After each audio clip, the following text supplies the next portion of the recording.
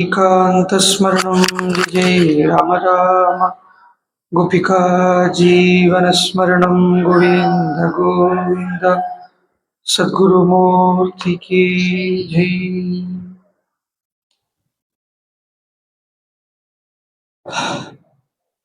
गुरवे सर्वलोकानां विषजे भवरोगिणां निधये सर्वविद्यानां दक्षिणामूर्तये नमः।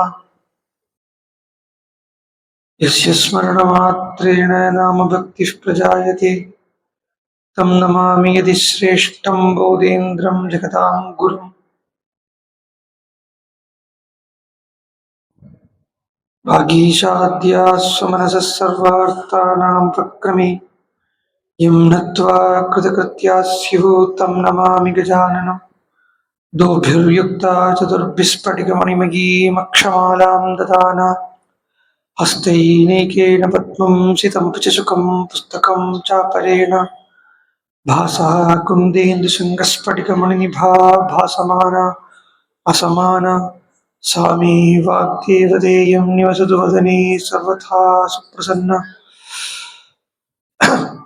नयन्ती सङ्गोचं सरसिजरुचं दिक्परिसरे सृजन्ती लौहित्यं नखकिरणचन्द्रार्धखचिता कवीन्द्राणां हृत्कैरविकसनोद्योगजननी स्फुरन्ती कामाक्ष्याः चरणरुचिसन्ध्या विजयते। कूजन्तं राम रामेति मधुरं मधुराक्षरम् आरुह्य कविताशाखां वन्दे वाल्मीकिकोकिलम्। पीलिकाग्रजातं वाल्मीकिरितिविश्रुतं कविमुख्यं रामायणस्य जनकम् उपास्महे सततं क्षेमाय। आञ्जनेयमतिपाटलाडनं काञ्चनाद्रिकमनीयविग्रहं पारिजाततरुमूलवासिनं भावयामि पवमाननन्दनम्। यत्र यत्र रघुनाथकीर्तनं तत्र तत्र कृतमस्तकाञ्जलिं बाष्पवारि परिपूर्णलोचनं मारुतिं नमत राक्षसान्तकम्। वेदवेद्ये परे पुंसिजाते दशरथात्मजे वेदः प्राचेतसादासीत् साक्षात् रामायणात्मना।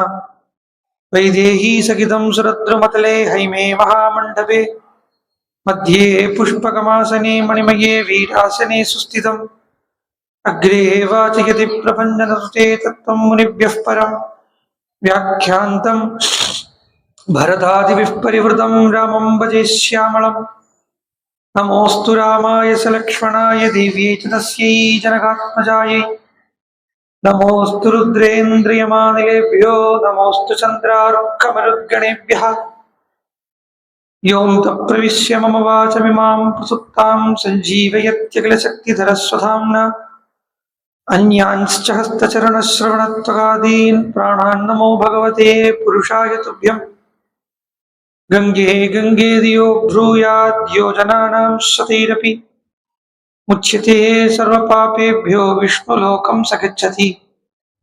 शान्तं पद्मासनस्थं सुरमुनिविनुतं मैथिलीं वामभागं रुद्रादिसुरविनुतं गुरुसार्वभौमं श्रीरामचन्द्रं भजे। जानकीकान्तस्मरणं जय जय राम राम।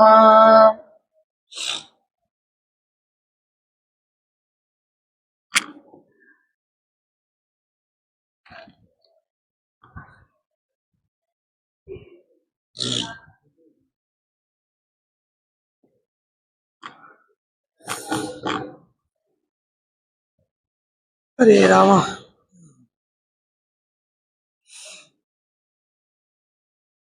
வால்மீகி பகவான் ராமாயணத்தை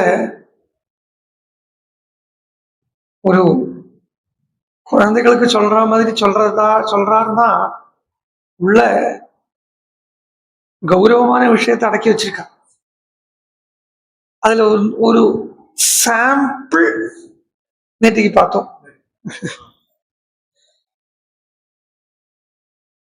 அந்த கௌரவத்தினுடைய மேல்புல் மேஞ்சோம்.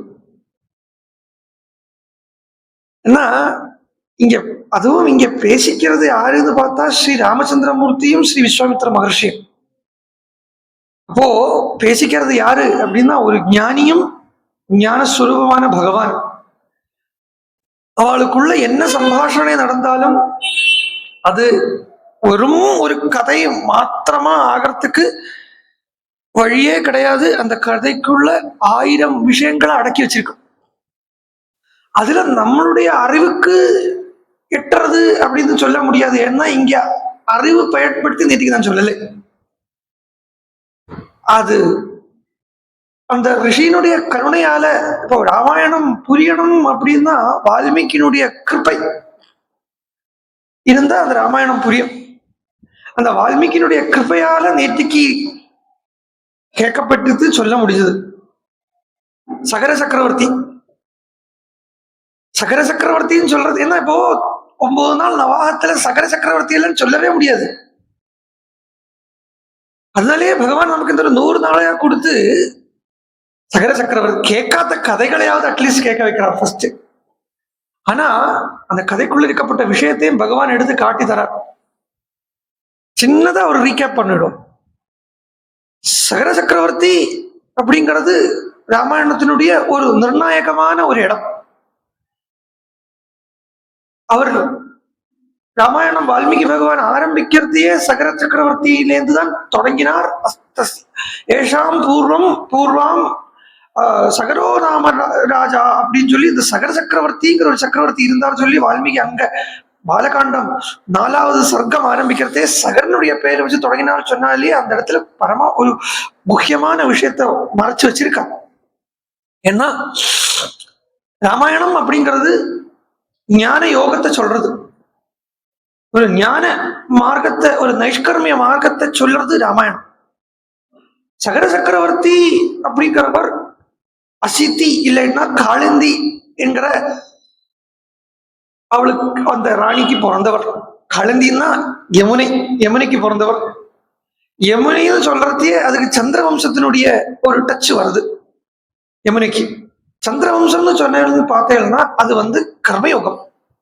மகாபாரதம் பூரா கர்மயோகம். 2 இதிகாசம், ராமாயணம் ஒண்ணு, மகாபாரதம் ஒண்ணு. அதுல ராமாயணம்ங்கிற அந்த இதிகாசம் ஞான யோகமாகவும் மகாபாரதம்ங்கிற அந்த இதிகாசம் கர்மயோகமாகவும் இருக்கு. அப்போ அந்த கர்மயோகத்திலேருந்து ஞான யோகத்துக்குள்ள டிரான்ஸ்பர் சொல்ற இடம் தான் சகர சக்கரவர்த்தியினுடைய 60,000 குழந்தைகள் பத்தி சொல்லப்பட்ட கதை. ராமாயணம் கதை கேட்டிருக்கிறவளுக்கு இல்லை பாகவதம் கதை கேட்டிருக்கிறவளுக்கு கேட்டிருக்கலாம். சகர சக்கரவர்த்திக்கு 60,000 குழந்தைகள் இருந்தது. அவருக்கு மூத்த பிள்ளை அசமஞ்சஸ்ன்னு பேரு. அந்த அசமஞ்சஸ் காட்டுக்கு அனுப்பிட்டா. அந்த அசமஞ்சஸ் காட்டுக்கு போனதுக்கு அப்புறம் சகர சக்கரவர்த்தி யாகம் பண்ணணும் அப்படின்னு பாக்குறார். அந்த யாகம் பண்ணணும்னு இருக்கிறத இந்திரன் அந்த குதிரையை, யாகம் பண்ண வேண்டிய அந்த குதிரையை எடுத்துட்டு போய் கபிலருடைய ஆசிரம சன்னிவேசத்துல கட்டி வச்சுட்டார். அதுவும் எந்த திசை அப்படின்னு பார்த்தோம்னா வடக்கு கிழக்கு திசை. வடக்கு கிழக்குங்கிறதையே ஈசான்ய திசை. ஈசான்ய திசை சொன்னாலேயே வித்யக்கு உண்டான ஸ்தானம். வித்யாஸ்தானம் ஈசான்யம்ங்கிறது வித்யக்கு உண்டான திசை. என்ன ஈசானன் அப்படிங்கிற தேவதைய வேதம் சொல்றத ஈசான சர்வ வித்யானாம் ஈஸ்வரஹா அப்படின்னு சொல்றது. அந்த ஈசானன் தான் எல்லா வித்யக்கும் ஈஸ்வரனா இருக்கான்னு சொல்றத பிரம்ம வித்யக்கு உண்டான திசை ஈசான்ய திசை. கபிலரோ சாங்கிய யோகி.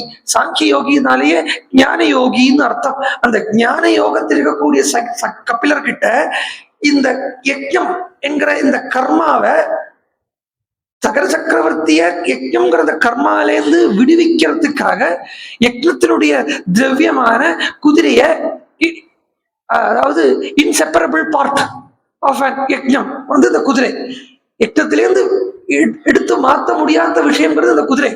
அந்த குதிரையை கபிலர்கிட்ட கொண்டு கிட்டினார் என்கிறதுல இருந்தே சகர சக்கரவர்த்திக்கு ஞானம் அடையறதுக்கு தகுதி வந்தாச்சு அப்படிங்கிறது தெரியறது.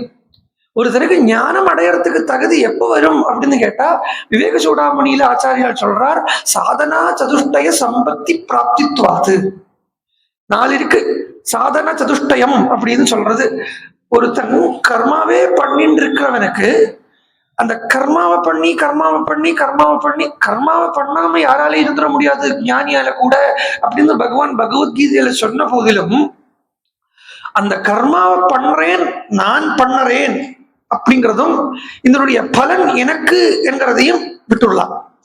இதனாலேயே பகவத்கீதையில 5வது அத்தியாயம் கர்ம கர்ம சந்நியாச யோகா அப்படின்னு சொல்றது. இந்த கர்ம சந்நியாச யோகத்தை கர்மத்திலேருந்து விட்டு நிற்கிறதுக்கு பகவான் இன்ஸ்ட்ரக்ஷன் கொடுக்கல. கர்மத்தினுடைய பலனை எதிர்பார்க்காம இருக்கிறதுக்கு தான் பகவான் இன்ஸ்ட்ரக்ஷன் கொடுக்கிறார். ஐ ஆம் த டூவர், ஐ ஆம் த ரிசீவர். நான் தான் என்ஜாய் பண்றேன், நான் தான் கர்த்தா, நான் தான் கர்த்தா, நான் தான் போக்தா அப்படிங்கிற வேதாந்தத்தில் சொல்லும்போ கர்த்திருவ போக்திருத்துவம் அப்படின்னு சொல்லலாம். கர்த்திருவம்னு ஒண்ணு, போக்திருத்துவம்னு ஒண்ணு. பண்றவன் நான், போக்தானா அதனுடைய பலனை அடையறவன் நான் என்கிற இந்த எண்ணத்திலேருந்து விட்டு நிற்கிறதுக்கு தான் கர்ம சந்நியாசம்னு பேர். இந்த நான் தான் பண்றேன், நான் தான் இதனுடைய பலனை அனுபவிக்கிறேன் இப்படிங்கிற அந்த எண்ணத்தை விடுறது. அப்போ அந்த பலனையும் அந்த கர்த்திருவத்தையும் பகவான் கிட்ட போட்டுறது. அதுதான் ஞானம். இது என்ன, நான் அப்படிங்கிற அந்த ஈகோவால ஒண்ணுமே பண்ண முடியாது. நான் அப்படிங்கிற அந்த அகங்காரத்தால ஒன்னும் பண்ண முடியாது. இந்த அகங்காரத்தால என்ன பண்ணினாலும் அது ஒன்னும் நிலையாக நிற்காது, சாஸ்வதமா இருக்காது. அகங்காரத்தால பண்ணக்கூடிய எல்லாமே அழிஞ்சுட்டுதான் இருக்கு. அதுக்கு உதாரணம் பிரபஞ்சம். பிரம்மா பிரபஞ்சத்தை சிருஷ்டி பண்றச்ச அகங்காரத்தால சிருஷ்டி பண்றாங்க.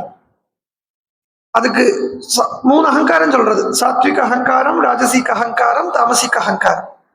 தாமசிக அகங்காரத்திலிருந்து பஞ்சபூதங்கள், ராஜசிக அகங்காரத்திலிருந்து செடி கொடிகள், மனுஷால் எல்லாரும் இந்திரியங்கள் எல்லாம், சாத்விக அகங்காரத்திலிருந்து தேவதைகள். ஆனா இது 3மே பார்த்தேன்னா இதுக்கும் ஒரு எண்டிங் பாயிண்ட் அப்படிங்கிறது இருக்கு, ஒரு அழிவு இருக்கு. இந்திரியங்களும் அழிகிறது, தேவதைகளும் இல்லாம போறா பிரளய காலத்துல அப்படின்னு சொல்றது கதைகள். அதே மாதிரி பஞ்சபூதங்களும் நல்லா பிரத்யட்சமாவே தெரியறது. பஞ்சபூதங்கள் ஒவ்வொன்றுல அழிஞ்சு போறது தெரியறது. மண் இருக்கு அப்படின்னா மண்ணை, ஒரு பிடி மண்ணை எடுத்து ஒரு சொம்பு ஜலத்துல போட்டு நல்லா கலக்கினோம்னா அந்த மண்ணு காணாம போயிடுது. இந்த ஜலத்தை அதுக்கு காரணமா இருக்கப்பட்ட அந்த அக்னியில வச்சு ஜலத்தை சூடு பண்ணோம்னா அந்த ஜலம் காணாம போயிடுறது. அக்னிய நல்ல காத்திருக்கப்பட்ட இடத்துல அக்னியை வச்சு ஏத்தினோம்னா அக்னி காணாம போயிடுறது. காத்தும் ஓக்கம் அப்படின்னு சொல்றது காத்து இல்லாத இடம்னு அர்த்தம்.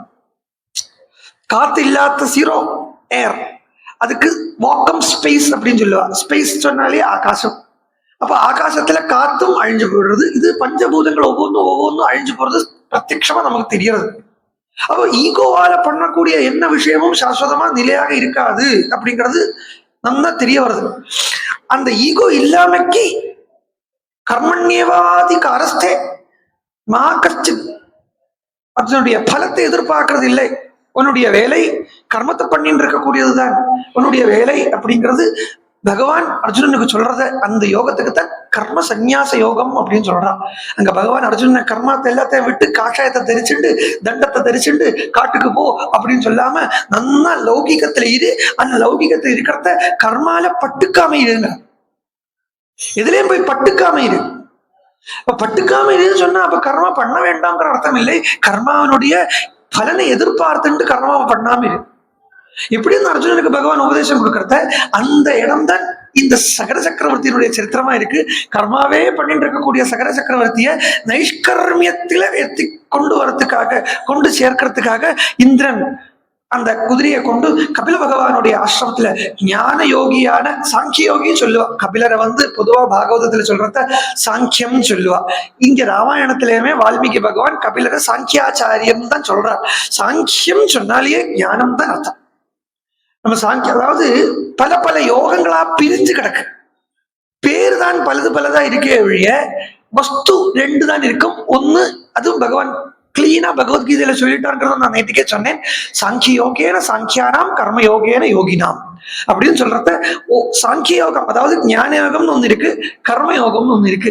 இதுக்கு ரெண்டுக்குள்ளேதானே இந்த மற்ற யோகங்கள் எல்லாம் சேர்றதுங்கிறத. இந்த ஞான யோகம் தான் சாங்கிய யோகம். சாங்கியாச்சாரியனா ஞானாச்சாரியனா இருக்கக்கூடிய கபில பகவான் கிட்ட குதிரையை கொண்டு கேட்ட இந்த குதிரையை தேடிண்டு சாகரர்கள் அப்படின்னு சொன்னா சகர சக்கரவர்த்தியினுடைய 60,000 குழந்தைகள் அங்க பூமியை கலனம் பண்றா அப்படின்னு சொன்னான். பூமியை கலனம் பண்றது அப்படின்னு சொன்ன, பூமியை கடலை தொடர்ந்து உள்ள போறா அப்படின்னு சொன்னா, கடலை தொடர்ந்து உள்ள போறதுங்கிறது, கடல் அப்படிங்கிறது நம்ம பார்க்கக்கூடிய உப்புமயமான ஜலத்துக்கு கடல் இல்லை, புத்திக்குத்தான் கடல்னு பேர். பிரம்மவஸ்துவ ஞானத்தை அடையறதுக்கு புத்தியால நல்லா விசாரம் பண்ணணும் அப்படிங்கிறது தான் எந்த சாஸ்திரத்தினுடைய நிர்ணயம். ஆகார சுத்தே சித்த சுத்தி, சித்த சுத்தியா நத்து வஸ்தூபலப்தி வஸ்து சித்தி விசாரேன அப்படின்னு நல்லா உட்கார்ந்து விசாரம் பண்ண சொல்றது. எதை விசாரம், எதால விசாரம் பண்ணா? மனசால விசாரம் பண்ண முடியாது. மனசால விசாரம் பண்ண பண்ண பண்ண என்ன ஆகும்னா, மனசு காம்ப்ளெக்ஸ் பண்ண விஷயத்தை, மனசு இருக்கப்பட்ட விஷயத்தையே நல்லா காம்ப்ளெக்ஸ் ஆக்கிடும். அது அப்படி இருக்குமோ, இது இப்படி இருக்குமோ அப்படின்னு நிறைய கற்பனைகள் எல்லாம் கொடுக்கும். சோ மனசும் போய் அடையக்கூடிய, இல்லாட்டினா மனசும் போய் லயிக்கக்கூடிய இடமான புத்தி, அந்த புத்தி தான் வாஸ்தவத்துல விஸ்தாரமா இருக்கு கடலாட்டம். இன்னும் சொல்ல போனா, கடல் புத்திய மாதிரி விஸ்தாரமா இருக்கு என்கிறதுனால, எல்லை இல்லாமல் இருக்குங்கிறதுனாலயே அந்த கடலுக்கு, அந்த சமுத்திரம் அப்படிங்கிற பேரை கடலுக்கு கொடுக்கப்பட்டது ரிஷிகளால. அந்த கடலை தோண்டிட்டு போறத கபிலர் பக்கத்தில் இருக்கக்கூடிய குதிரைகளை பார்க்கறான். இந்த குதிரையை பார்க்கறான். குதிரைன்னு சொல்லலை, அஸ்வஹா அப்படின்னு சொன்னா. அஸ்வம்னு சொன்னாலேயே நாளை என்பது இல்லைன்னு அர்த்தம். மனுஷன் 2 ரோகத்தாலதான் அவதிப்படுறான். மனுஷனுக்கு மானசீகமா இருக்கப்பட்ட ரோகம் 2 தான். ஆதின்னு சொல்லுவா அதுக்கு. ஆதி வியாதி, இது பேர். வியாதிங்கிறது சரீரத்துக்கு வருது, பிசிக்கல் சரீரத்துக்கு. ஆதிங்கிறது மனசுக்கு வரப்பட்ட ரோகத்துக்கு தான் ஆதின்னு பேரு. அது என்ன ஆதினா, ஐதர் ஆங்ஸைட்டி இல்லையா டிப்ரெஷன். இந்த 2 இல்லாம மனசால வேற ரோகத்தை வாங்கிக்க முடியாது. அதாவது டிப்ரெஷன் அப்படின்னா கடந்ததை பத்தி என்னெல்லாம் கடந்து போயிருக்கோ அது எல்லாத்தையும் பத்தி நினைச்சுட்டே இருக்கிறது தான் டிப்ரெஷன். ஆங்ஸைட்டி அப்படின்னு சொன்னா இன்னி என்னெல்லாம் வருமோ அப்படின்னு பாக்குறது தான் ஆங்ஸைட்டி. அப்போ கடந்ததையும் விட்டாச்சு, வரக்கூடியதையும் விட்டாச்சு. இப்போ இந்த க்ஷணத்தை சுகமா சௌக்கியமா அனுபவிச்சுட்டு இருக்கிறதுக்கு தான் வாஸ்தவமா முக்தின்னு பேர். முக்தி அப்படின்னா இந்த க்ஷணம், this particular moment in which I ஆம் அண்டர்கோயிங், இதுல இருக்கப்பட்ட, இதுல பகவானுடைய பிரசாதத்தால தந்திருக்கப்பட்ட சுகத்தையோ துக்கத்தையோ, பகவானுடைய பிரசாதத்தால கிடைச்சிருக்கிற சுகத்தையோ துக்கத்தையோ, இந்த க்ஷணத்துல எனக்கு வந்திருக்கக்கூடிய சுகத்தையோ துக்கத்தையோ, அது பகவானுடைய பிரசாதம்னு ஏத்துண்டு அந்த சுகம் துக்கம் எனக்குள்ளது அல்லாங்கிற நல்ல நிஜமான போதத்தில ஹாயா இருக்கிறதுக்கு தான் முக்தி பேரு. இந்த ஸ்திதிய இவாளுக்கு சகராளுக்கு வருத்தறதுக்கு தான் இந்திரன் குதிரையை கொண்டு அஸ்வத்தை கொண்டு கட்டியிருக்காரு. சொன்னா அஸ்வஹா அப்படிங்கிறது நாளை என்பது இல்லை என்கிற ஸ்திதி. அஸ்வஹா சம்ஸ்கிருதத்துல ஸ்வஹா அப்படின்னா நாளை அப்படின்னு அர்த்தம், அஸ்வஹா அப்படின்னா நாளை என்பது இல்லைன்னு அர்த்தம். ஒரு கர்மாவை சொல்றத பிராரப்தம், சஞ்சிதம், ஆகாமி இப்படின்னு சொல்லுவா. இது சஞ்சிதம் அப்படின்னா பூர்வ ஜென்மத்திலேந்து கொண்டு வந்துட்டு இருக்கோம், அக்யூமுலேட் பண்ணிட்டு இருக்கோம் இல்லையா, சஞ்சியா கொண்டு வரதுக்கு தான் சஞ்சிதம் பாபம்னு பேரு. இனிமே வரக்கூடிய பாபங்களுக்கு தான் ஆகாமி பாபம்னு பேரு. பாபமோ புண்ணியமோ இந்த ஜென்மத்திலேருந்து ஆரம்பத்திலேருந்து பண்ணிட்டு இருக்கப்பட்ட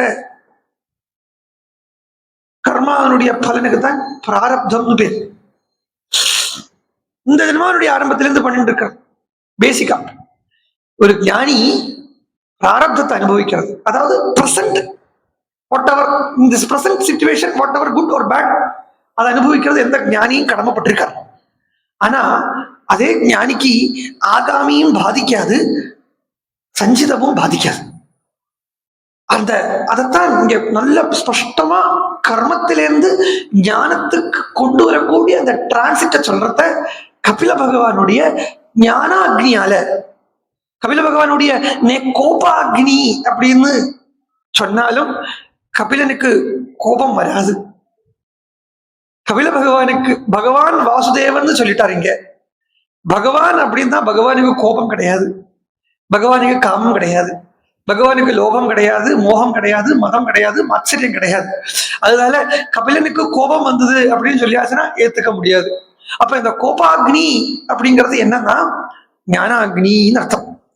அந்த கபில பகவானுடைய ஞானாக்னி பட்டு அந்த ஞானம் பெற்று 60,000 குழந்தைகளும் சரீர நினைவை இழந்தான். சரீர நினைவை இழக்கிறதுக்கு தான் ஜீவன் முக்த ஸ்திதின்னு பேரு. நம்ம நிறைய ஜீவன் முக்தாள் சொன்னாலே சதாசிவ பிரம்மேந்திராள் அது சொல்றது ஜீவன் முக்தாள்னு சொல்லுவான். ஜீவன் முக்தாள்னு சொன்னா இந்த சரீரம் இருக்கிறதையே நான் இந்த சரீரம் இல்லை அப்படிங்கிற பூர்ண அறிவோடு இருக்கக்கூடிய,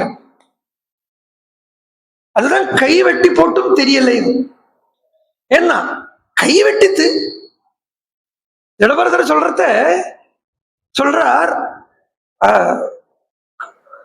அந்த ஆதி வியாதயச்ச க்ஷுத்ரிட் பயம் கலிரிச்சா ஜராச்ச எல்லாம் எங்க இருக்குன்னா தேகேன ஜாதர் நகிமேச்ச சந்தி.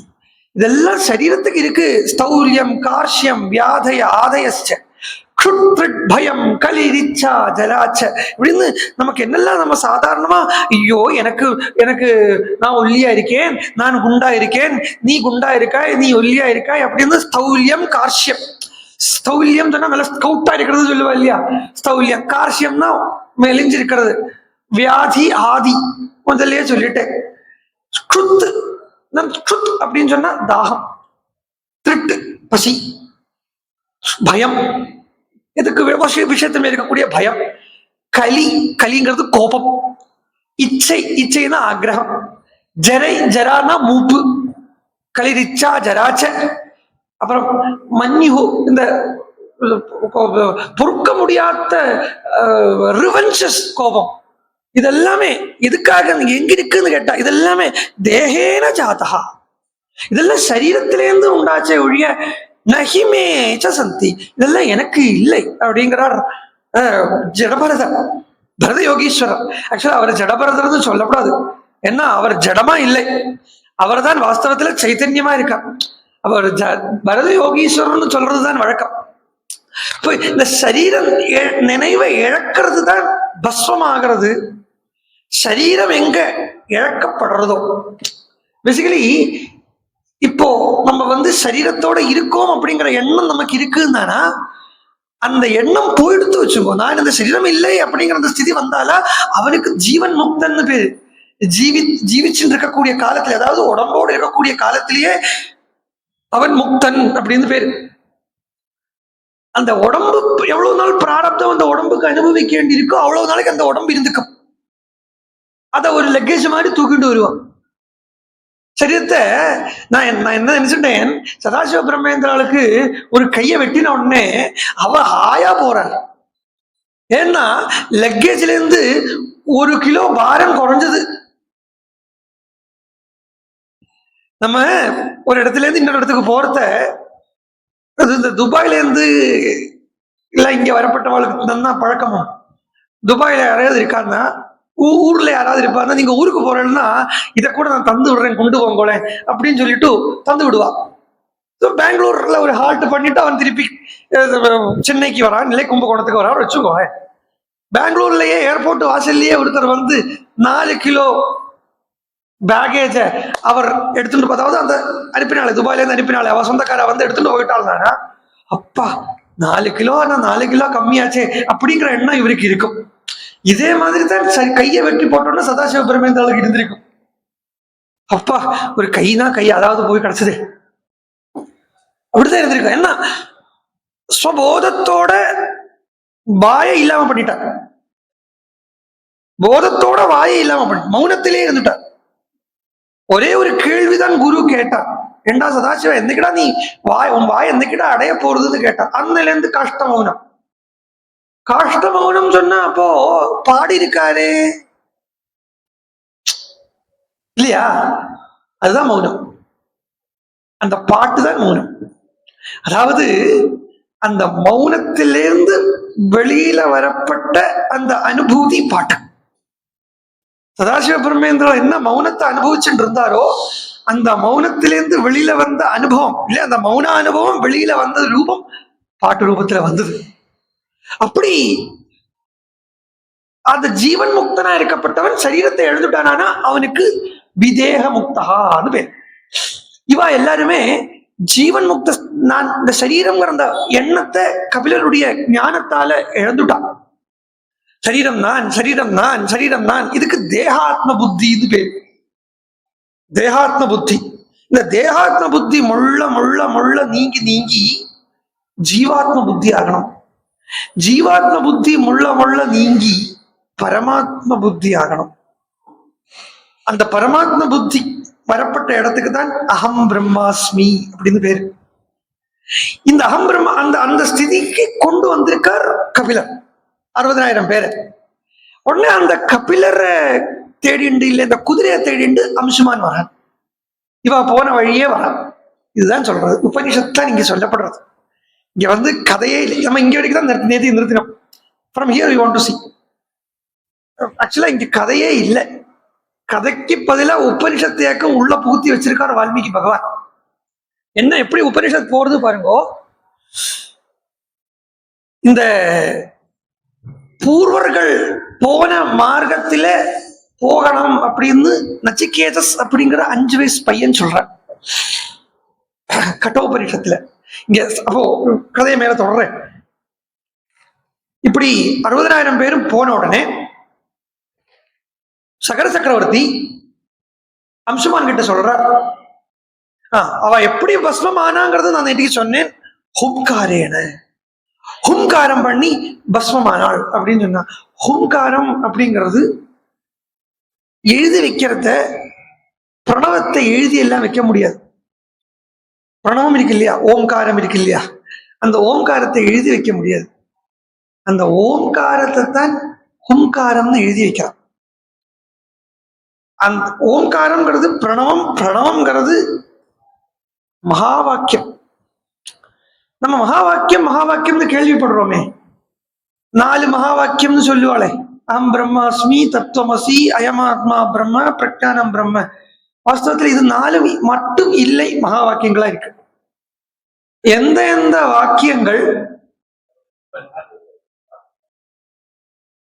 எந்த எந்த வாக்கியங்கள் ஜீவாத்மா பரமாத்மா பேதத்தை கண்டனம் பண்றதோ, புரியுறதோ, நான் ஜீவன் ஜீவன் ஜீவன்கிற எண்ணம் இல்லாம ஜீவாத்மா வேற பரமாத்மா வேற இல்லை அப்படிங்கிற அந்த ஞானத்தை எந்த எந்த வாக்கியங்கள் கொடுக்கிறதோ அதுக்கு மகா வாக்கியம்னு பேர். அதுல முதல் மகா வாக்கியம் ஓம். அந்த ஓம்காரத்தால இவாளுக்கு ஞானத்தை பிரதானம் பண்ணார் கபில பகவான். முடிச்சு இவ 60,000 பேரையும் தேடிட்டு போறதுக்கு, ஏன்னா இங்க 60ங்கிற நம்பர் தான் பிரதானம். 60,000ங்கிறத விட்டுடுங்க, 60ங்கிற நம்பரை பிரதானமா எடுத்துங்க. 60ங்கிற நம்பரை முக்கியமா எடுத்துட்டோமானா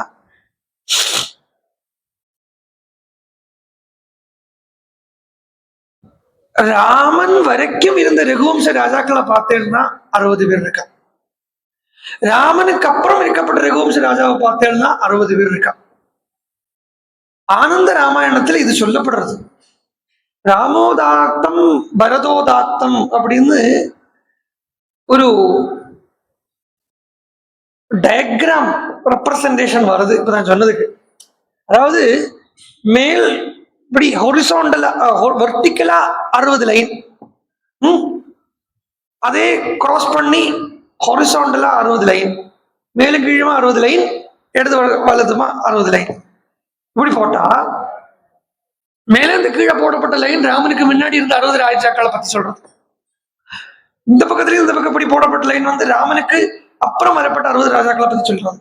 அப்படி பார்த்தா நடுவுல ஒரு பாக்ஸ் வரும் இல்லையா, நடுவுல ஒரு டாட் வரும், ஒரு பாயிண்ட் வரும் இல்லையா, ஒரு பாயிண்ட், அதுதான் ராமன். இங்க மேல போங்கோ, கீழே போங்கோ, லெப்ட் போங்கோ, ரைட்டு போங்கோ, எங்கேயும் போங்கோ, ஆனா சென்டர்ல இருக்கப்பட்டதுதான் ராமன். எப்படின்னா நேமி சக்கரம் இவாபவத்து அப்படின்னு சொல்றது. ஒரு வண்டி சக்கரம் இருக்குன்னா அந்த வண்டி சக்கரத்தினுடைய நேமி நேமின்னு சொன்னா அந்த அச்சாணி இருக்குமே, அச்சாணி இருக்குமே, அந்த அச்சாணி இருக்கிறது தான் மற்ற எல்லா லைனுக்கும் கனெக்டிங் பாயிண்ட்.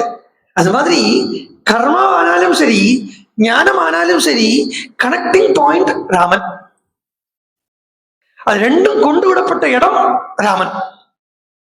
அந்த ராமனுடைய அனுகிரகம் இருந்தா தான் வாஸ்தவமா கர்மாவையே பலாபிசந்தி இல்லாம, அதாவது பலனை எதிர்பார்க்காம கர்மாவையே பண்ண முடியும். அதுக்காக இந்த கதை எப்படி சொல்லி வச்சார். இப்போ சகர சக்கரவர்த்தி அம்சுமான் கிட்ட சொல்றார். இந்த இடத்துல ஒரு சின்ன வார்த்தைய வால்மீகி பகவான் நமக்காக போட்டு தந்திருக்கார். அதாவது சொல்றத நப்தாரம் அப்ரவீத் ராஜா தீபியமானம் தேஜசான்னு சகர சக்கரவர்த்தி, சகர சக்கரவர்த்தியினுடைய புள்ளை, மூத்த புள்ளை அசமஞ்சசு, அசமஞ்சசனுடைய புள்ளை அம்சுமான். இந்த அசமஞ்சச பத்தி நான் நேற்றுக்கு சொன்னேன்.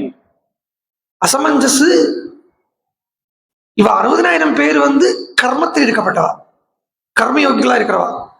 அசமஞ்சசு ஞான யோகியா இருக்கிறான், ஞான யோகியா இருக்கிறான்.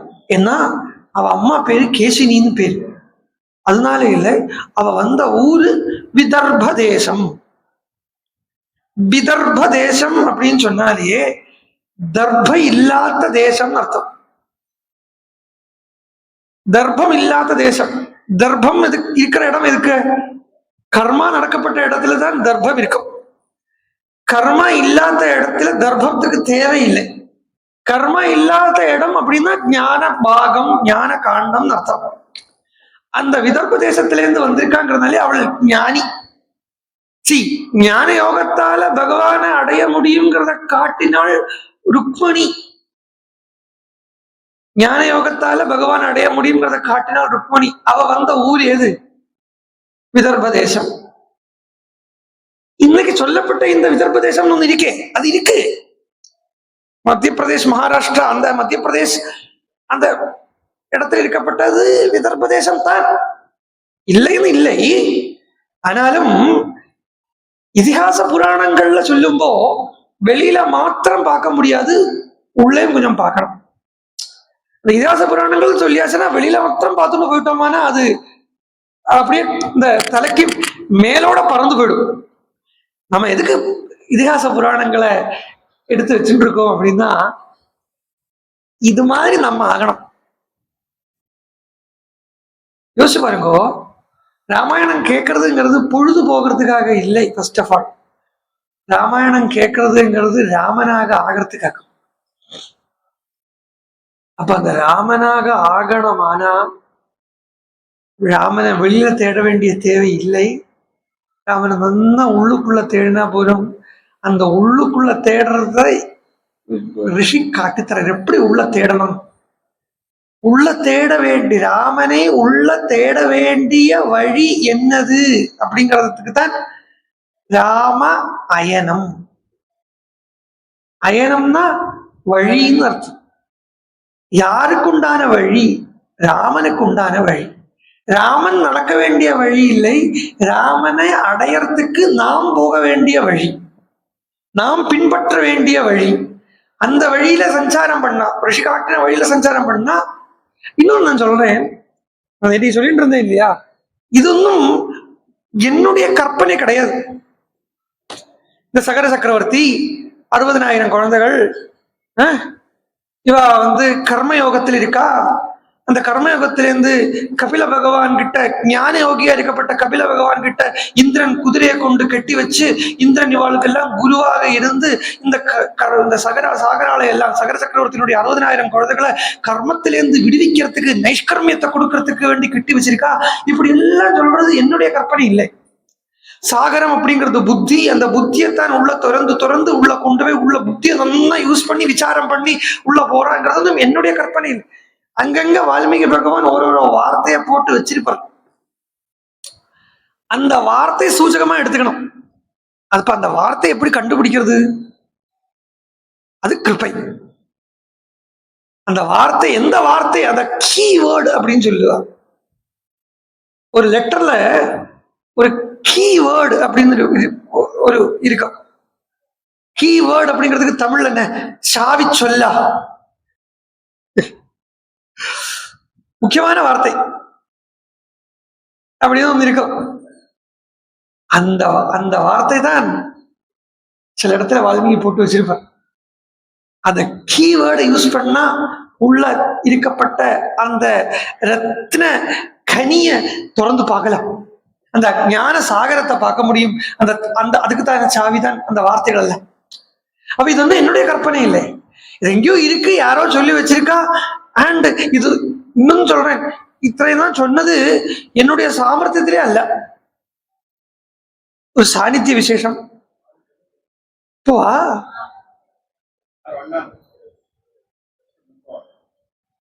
ஒரு நிமிஷம் போயிட்டு வாங்க.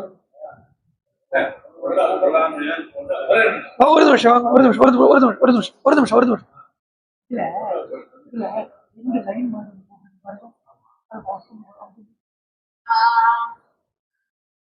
நீங்க சொல்றத அந்த சாகரர்கள் எதுக்காக புறப்பட்டா அப்படின்னா, வாஸ்தவத்துல சகர சக்கரவர்த்திக்கு ஞானோபதேசம் கொடுக்கறதுக்கு புறப்பட்டான். ஆனா சகர சக்கரவர்த்திக்கு ஞானம் சாகராளால கிடைக்கிறதுக்கு எழுதி வச்சுட்டு இல்லை. சகர சக்கரவர்த்திக்கு ஞானம் பேர்னால கிடைக்கிறதுக்கு தான் எழுதி வச்சிருக்கு. ஏன் சொல்றேன், அவ போனா கபிலருடைய ஞானாக்னியால அவள் சரீரம் தாங்கள் இல்லை அப்படிங்கிற அந்த ஞானத்தை அடைஞ்சு அங்கேயே கிடக்கா, அங்கேயே இருக்கா. சரீரம் இழந்து கிடக்கா, சரீர ஸ்மிருதி போயிடுத்து. அப்போ தான் போய் உபதேசம் பண்ணணும் அப்படிங்கிற அந்த எண்ணம் சாகராளுக்கு இல்லை. சாகரால் சொன்னா அந்த 60,000 பேருக்கு இல்லை. இதுல அசமஞ்சசத்தை நம்ம இப்ப சொல்லிட்டு இருந்தோம். அசமஞ்சச ஞானி அவன் விதர்ப்ப தேசத்துல பிறந்தான், விதர்ப்ப தேசத்தில் உள்ளவர்களுக்கு பிறந்தான். கர்மமே அவன் கிட்ட வந்து பாதிக்காம பிறந்திருக்கான். தர்ப்பம் இல்லாத இடம்னு அர்த்தம். பிறந்ததுலேருந்தே தர்ப்பையோடைய சம்பந்தம் இல்லாம பிறந்திருக்கான் அப்படின்னு அர்த்தம். தர்ப்பையோட சம்பந்தம் இல்லைன்னா கர்மாவை ஒட்டாம பிறந்திருக்கான். அதனாலே அவன் என்னன்னா, அவன் இருக்கக்கூடிய அட்டாச்மெண்ட்ஸ், அந்த பாசம், அந்த பாசத்தை நதியில போட்டு விட்டுட்டு கையை கொட்டி சிரிக்கிறான். குழந்தைகளை நதியில போட்டு தூக்கி போட்டான்னு அர்த்தம் இல்லை. என்ன ரகுவம்சத்தில் உள்ள ஒரு ராஜாவால் அப்படி பண்ண இருக்க முடியாது.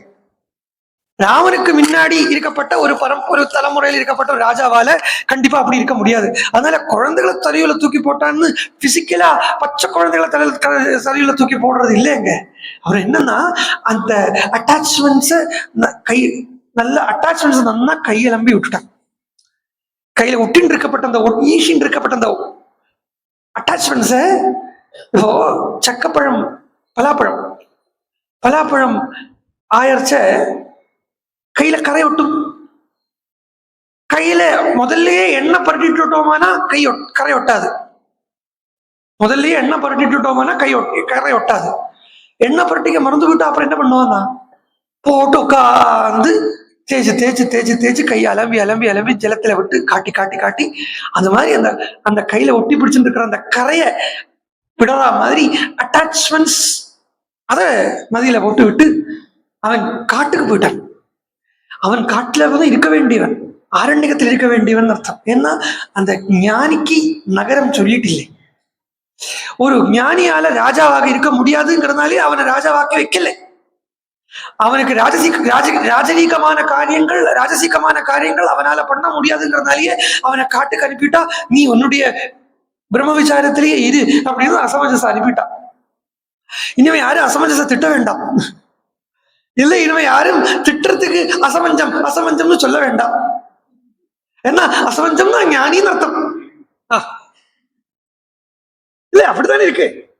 அதாவது ஒட்டுதல் இல்லாம இருக்கான்னு தான் அசமஞ்சஸ். சமஞ்சசம்னா என்னன்னா ஒட்டி இருக்கிறது, ஈஷின் இருக்கிறது, சேர்ந்து இருக்கிறது. அசமஞ்சஸ் அப்படின்னா ஒட்டுதல் இல்லாம இருக்கான். He's detached. அந்த பேரே அர்த்தத்தை கொடுக்கிறது. அப்ப அவன் அடுத்தது அந்த அசமஞ்சஸுக்கு ஞானிக்கு பிறந்த குழந்தை எப்படி இருக்கும்? ஞானியாத்தான் இருக்கும் இல்லையா? அவனுக்கு பேரு அம்சுமான். அம்சுனா பிரகாசம், பிரகாசம்னா ஞானம், ஞானத்தோடு இருக்கான் அம்சுமான். அவன் கிளம்பி போறான். அவன் கிளம்பி போய் அவனை விடுறார். யாரு? சக்கர சக்கரவர்த்தி. அடுத்து அவனை ட்ரை பண்றார், அவனை விட்டு பார்க்கிறார். என்ன முதல்ல 60,000 பேரை தன் குருவா விட்டு பார்த்தார். அவ அடைஞ்சுட்டா, அவ அங்க இருந்துட்டா, கொண்டு வந்து இந்த ஞானத்தை கொடுக்கல. இப்ப அசமஞ்சஸ் அம்சுமான் போறான். ஆசமஞ்சஸ் பேரு அம்சுமானுக்கு. அசமஞ்சஸ் ஆசமஞ்சஸ் அப்படின்னு அம்சுமான். அம்சுமான் போறான், கபிலரை தேடினான். கபிலரை கிடைச்சது. கபிலரை நமஸ்காரம் பண்ணான். பித்ருணாம் மாதுலம் ராம. கபிலரை நமஸ்காரம் பண்ணி அந்த கபிலர் சொன்னபடியா அந்த அஸ்வத்தை கொடுத்தான். கபிலர் அஸ்வத்தை கொடுத்துட்டு இவன் யோசிச்சான், இவாளை எல்லாரும் கரை ஏத்துறதுக்கு என்ன வழி? கரை ஏத்துறதுக்கு அவ ஆல்ரெடி கரை ஏறியாச்சு, திருப்பி போய் ஏற்ற வேண்டிய அவசியம் என்ன? இப்போ 60,000 பேரும் ஞானத்தால கரை ஏறியாச்சு. அப்ப திருப்பி இன்னும் அவளை கரை ஏத்துறதுக்கு அவசியம் என்ன அப்படின்னு கேட்டா, அதுக்குதான் நான் சொன்னேன், அவ ஜீவன் முக்த ஸ்திதியில் இருக்கா. அதாவது சரீரம் நினைவில்லாம இருக்காளே ஒழிய சரீரம் அந்த பாரம் அவள்கிட்ட இன்னும் நீங்கின பாடில்லை. அந்த சரீரம்ங்கிற அந்த பாரம் நீங்கிறதுக்கு இன்னும் வைதிகமான கர்மாவை பண்றதுக்கே சொல்றார் கருடன். என்ன கருடன் சொல்றார்? இவாளை கூட்டிட்டு வரத்துக்கு, இவாளை கரையேத்துறதுக்கு கங்கையை கூட்டிட்டு வரணும். அப்ப அந்த கங்கைங்கிறது ஏதோ நம்ம நினைச்சுட்டு இருக்கிற ஜலம் இல்லை. கங்கை அது வாஸ்தவத்துல உள்ள இருக்கப்பட்ட ஞான பிரவாகம். அந்த ஞான பிரவாகம் வர வேண்டிய இடத்துல, ரீச் ஆக வேண்டிய இடத்துல ரீச் ஆயிடுத்துன்னா சரீரம் தானா குதிர்ந்து போயிடும். உதிர்ந்து போயிடும். உதிர்ந்து போயிடும்னா உதிர்ந்து போயிடும் சரீரம். கொஞ்சம் கொஞ்சம் டெக்னிக்காலிட்டிக்கு போறேன், கொஞ்சம் விஷய கௌரவத்துக்கு போறேன், திரும்பி வந்துடுறேன். இப்படி கபிலரால கபிலேன பிரமேயேன தக்த்வா ஹீமே மகாபலஹ வதோயம் லோக சம்மதஹ மாசுசஹ புருஷ வியாக்ரஹ. இவ எல்லாரும் அவர் சொல்றார், கருடன் சொல்றார், இவ எல்லாருமே மாசுச்சா அம்சுமான் கிட்ட சொல்றார் கருடன், நீ வருத்தப்படாதே. பகவத்கீதையுடைய சாரத்தியாக்கும் கருடன் சொல்றாரு. இங்க ராமாயணத்துக்கும் இதுதான் சாரம். என்னன்னா, சோகப்படாதே, மாசுச்ச வருத்தப்படாதே. இதுதான் பகவத்கீதைக்கு சாரமா இருக்கு, ராமாயணத்துக்கும் சாரமா இருக்கு. பகவத்கீதை ஆரம்பிக்கிறதே பகவான் சொல்லி தொடங்கினது எப்படின்னா, அசோச்சான், you are not born to be sorrowed. நீ துக்கப்படுறதுக்காக பிறக்கலை. கடைசியில பகவத்கீதை எல்லாம் முடிச்சு அர்ஜுனன் கிட்ட கண்ட்ரோல் பண்றத பகவான் சொல்றான், மாமீகம் சரணம் வரஜ அஹம் த்வா சர்வபாபேப்யோ மோக்ஷயிஷ்யாமி மா சுச்ச. Last, the first word and the last word of Bhagavad Gita. அசோச்ச மா சுச்ச. வருத்தப்படாதே, வருத்தப்படாதே, முடிச்சுது முடிச்சு. கருடன் சொல்றாரு அதை, நீ வருத்தப்படாதே. என்ன இவ எல்லாம் இதுக்குத்தான் பிறந்திருக்கா. எதுக்கு பிறந்திருக்கான்னா, அவ ஞானிகள் ஆகிறதுக்கு தான் பிறந்திருக்கா. அதனால கபிலர் அவளுக்கு கபிலருடைய அக்னியால, அப்பிரமேயனான கபிலருடைய அக்னியால இவ எல்லாம் சரீர பிரக்ரியை இழக்கப்பட்டிருக்கா. கங்காவை கொண்டு வந்து, கங்கா ஹிமவதே ஹிமவதோ ஜேஷ்டா துகிதா புருஷவா தஸ்யாம் குரு மகாபாகோ பித்ருணாம் சலிலக்ரியாம். கங்கையை கொண்டு வந்து இவாளுக்குடைய சரீரத்தை நீக்கி விட்டுடும் அப்படின்னு சொன்னா, அம்சுமான் பெருசா ரொம்ப பாடுபடலை. இவாளுடைய சரீரம் என்ன, இவா இப்போ ஜீவன் முக்தாள் ஆயிட்டா. இனிமே இவாளுக்கு சரீரத்தை எடுக்கிறது இனி அது எப்போ பகவத் சங்கல்பமோ அது பிராரப்தம் படி பக்கிட்டோம். பாருங்க, கருடனே சொல்லியும் கூட அந்த சரீரம் எத்தனை நாள் பிராரப்தவசாது சரீரம் எத்தனை நாள் தங்க வேணுமோ அத்தனை நாள் சரீரத்தை தரிச்சுக்கத்தான் வேணும் ஒரு ஞானிக்கு. அது கருடனே சொன்னாலும் அது அப்படித்தான் தரிச்சுக்க வேணும். அதனால அம்சுமான் கிட்ட கருடன் சொல்லி அம்சுமானால அந்த காரியம் மறக்கப்படலை. அம்சுமான் என்ன பண்ணாருன்னா கெட்டி வச்ச குதிரைய அஸ்வத்தை திருப்பி கொண்டு வந்து யாகத்தை பூர்த்தி பண்ணார். யாகத்தை பூர்த்தி பண்ணார். இப்ப யாரு யாகத்தை பூர்த்தி பண்ணிருக்கா? அம்சுமான். சகர சக்கரவர்த்தி இல்லை. சகர சக்கரவர்த்தி நைஷ்கர்மியத்துக்கு அம்சுமானால நயிக்கப்பட்டுட்டா. அம்சுமான் யாகத்தை பூர்த்தி பண்ணார் அஸ்வத்தை வச்சுட்டு. அம்சுமானுக்கு புத்திரன் பிறந்தார், திலீபன் பேர். இந்த திலீபனை பத்தி ஆக்சுவலா காளிதாசனுடைய பிரசித்தமான காவியம் இருக்கு இல்லையா, ரகுவம்சம். இந்த ரகுவம்சத்துல ஆரம்பமே திலீபன் தான். என்னமா ஆரம்பிக்கிறார் தெரியுமா? அதாவது மனுவை பத்தி சொல்றார். வைவஸ்வதோ மனுர்நாம, ஒரே ஒரு ஸ்லோகம் மனுவுக்கு உபமையா கொட்டி விடுவார் காளிதாசன். திலீபனை சொல்றத வைவஸ்வதோ மனுர்நாம மானனீயோ மனீஷினாம் ஆசீன் மஹீக்ஷிதாம் ஆத்யா பிரணவ சந்தசாமிவ அப்படின்னா. மனுன்னு இருந்தார், வைவஸ்வத மனுன்னு இருந்தார். இந்த ராஜாக்களுக்குள்ள ஆத்ய ராஜா அவர். எப்படின்னா வேதத்துக்கு பிரணவம் எப்படி முதல்ல வருமோ அது மாதிரி ராஜாக்களுக்குள்ள மனு முதல்ல வந்தார் அப்படின்னு சொல்லிட்டு தஸ்யான்வயே சுத்திமதி பிரசூதா சுத்திமத்தரஹா திலீப இதி ராஜேந்து இந்து க்ஷீர நிதாவிவ. அந்த ரகுவம்சத்துல ஒரு ராஜா பிறந்தார். அந்த எப்படி பிறந்தார்னா திலீப இதி ராஜேந்து அப்படிங்கிறார். சுத்திமான் சுத்திமத்தரஹா. அவர் எப்படி இருக்காருன்னா சுத்தமா இருக்கார். சுத்தமா இருக்காருன்னு வெறும்னு சுத்தம் சொன்னா போறாது, சூப்பர்லேட்டிவ் டிகிரியை போட்டு சொல்றார் காளிதாசன். சுத்திமான் சுத்திமத்தரஹா. தரஹா தமஹா அல்ல, மிடில் டிகிரி போட்டு சொல்றார். ரொம்ப சுத்தமானவர். சுத்திமான் சுத்திமத்தரஹா. அவர் எப்படி உதிச்சாருன்னா யார் அவர் அப்படின்னு கேட்டா திலீப இது ராஜேந்து. திலீபன் என்கிற ராஜச்சந்திரன். இந்துதான் சந்திரன். எப்படின்னா இந்து க்ஷீர நிதாவிவ, பார்க்கடல்ல இருந்து சந்திரன் எப்படி உதிச்சு வந்தாரோ அது மாதிரி ரகுவம்சத்துல திலீபன்கிற ராஜச்சந்திரன் உதிச்சு வந்தார். அவரை சொல்றது வியூடோரஸ்கா மகோ விஷஸ்கந்தா சாலப்பிராம்சு மகாபுஜா ஆத்ம கர்மக்ஷமம் தேகம் க்ஷாத்ரோ தர்ம இவாஸ்ருதா அப்படின்னு சொன்னார். எப்படி தர்மம் தர்மத்தை அடிப்படையாக கொண்டு க்ஷாத்திரம் அதாவது க்ஷத்திரியம் இருக்குமோ அது மாதிரி இந்த திலீபனை ஆதாரமாக கொண்டு திலீபனுடைய சரீரத்தினுடைய ஆக்கிருதிகள் எல்லாம் திலீபனை ஆதாரமாக கொண்டிருக்குன்னு சொல்லி நல்ல வியூடோரஸ்கம், நல்ல ரிஷஸ்கந்தம்னா இந்த வியூடோரஸ்கம்னா இந்த ரெண்டு எலும்பு தெரியாத மாதிரி இருக்கப்பட்ட சரீரம். ரிஷஸ்கந்தம்னா அங்க அப்படி இப்படி எடுப்பா நிற்கும் அந்த ஸ்கந்தங்கள், இந்த தோள்பட்டை ரெண்டும் எடுப்பா நிற்கும். நல்ல உயரம். சால பிராம்சு மகாபுஜா, நீளமான கை. ஆத்ம கர்ம க்ஷமம் தேகம். தான் என்ன நினைக்கிறானோ மனசும் சரீரமும் ஒண்ணுக்கு ஒண்ணு பரஸ்பரம் ஆசிரிச்சிருக்கும் ஒழிய மனசு போற இடத்துக்கு மனசு போய் சரீரம் போற இடத்துக்கு சரீரம் போகாது அப்படின்னு சொல்லிட்டு ஆகார சதிருஷ பிரஜா பிரக்ஞா சதிருஷாகம ஆகம சதிருஷோ ரம்பா ஆரம்ப சதிருஷோதயா இப்படின்னு அந்த திலீபனை சொல்றத காளிதாசன் ரொம்ப அழகா விவரணிச்சு சொல்ற. அந்த திலீபன் ராஜ்யத்தை பரிபாலனம் பண்றதா இல்லை இவாளுக்கு ஜீவன் முக்தியை கொடுக்கறதா அப்படிங்கிறதுல திலீபனும் வாசினே டவுட். சரீரத்தை வாழ்கிட்ட இருந்து நீக்கிறதா இல்லை ராஜ்யத்தை பரிபாலனம் பண்றதா அப்படிங்கிறதுல பார்த்தா ராஜ்யத்தை பரிபாலனம் பண்ணிட்டார். கங்கையை கொண்டு வரதுக்கு திலீபன் பிரயத்னம் பண்ணலை. திலீபனுக்கு புத்திரனா பிறந்தார். ஆனா நிறைய யஜ்ஞம் பண்ணினார் திலீபன். அதுல திலீபனுக்கு பகீரதன் புத்திரனா பிறந்தார்.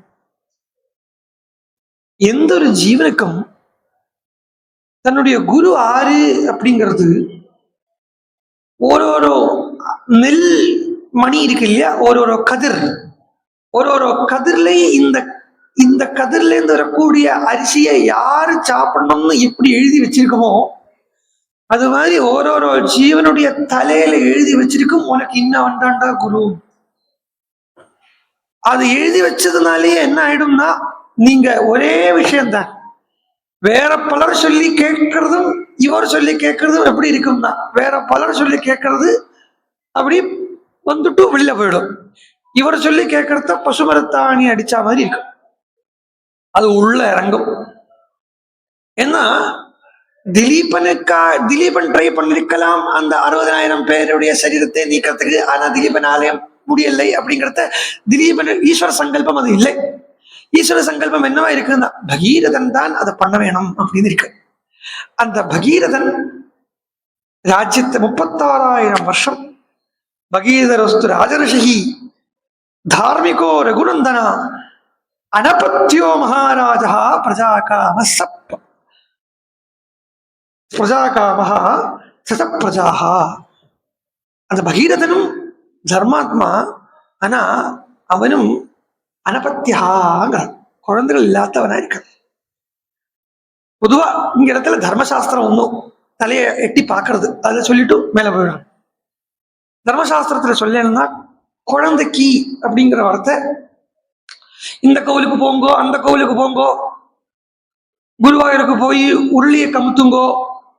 உருளி இருக்கு இல்லையா, உருளின்னு தான் என்ன தெரியுமா, உருளிதான் சொல்லுவா இல்லையா, உருளிதானே சொல்லுவா, உருளி அதை கமுத்துங்கோ, மஞ்சாடி அலையுங்கோ எல்லாம் சொல்லுவா. எல்லாத்துக்கும் அடிப்படை பித்திருக்களுடைய திருப்தி தான். பித்திருக்கள் திருப்தாளா இருக்கிற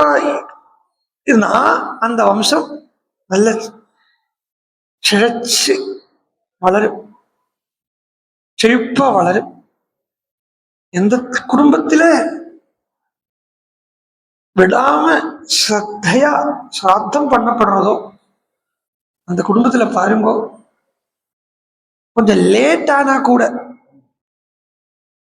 குழந்தை கிடைக்கும். நிறைய பேர் பார்த்தா லோகத்துல பார்த்தா இந்த ஒரு விஷயத்த குறையா எடுத்துட்டு இருக்கான்.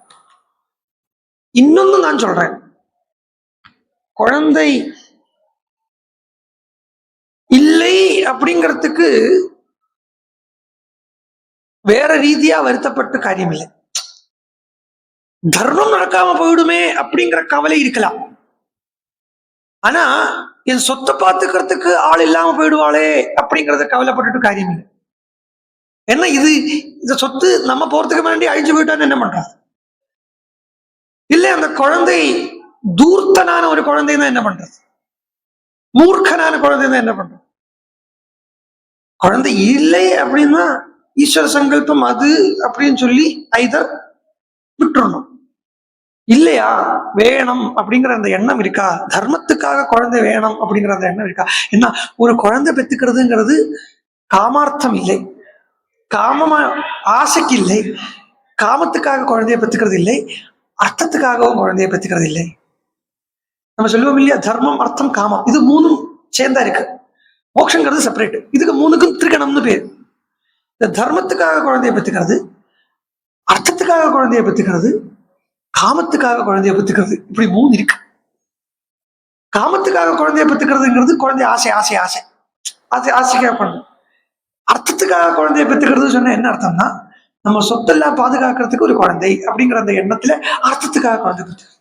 ஆனா வேத சந்ததி இந்த ரிஷி பரம்பரை, அதான் நான் சொல்றேன், இந்த ரிஷி பரம்பரை தச்சு வரணும். ஆனா தர்மத்துக்காக குழந்தை அப்படிங்கிற அந்த எண்ணம் இருந்தது வச்சுக்கோ, அதுக்கு ஒரு வழிதான் ஸ்ரத்தையா தேயம் அஸ்ரத்தையா தேயம்.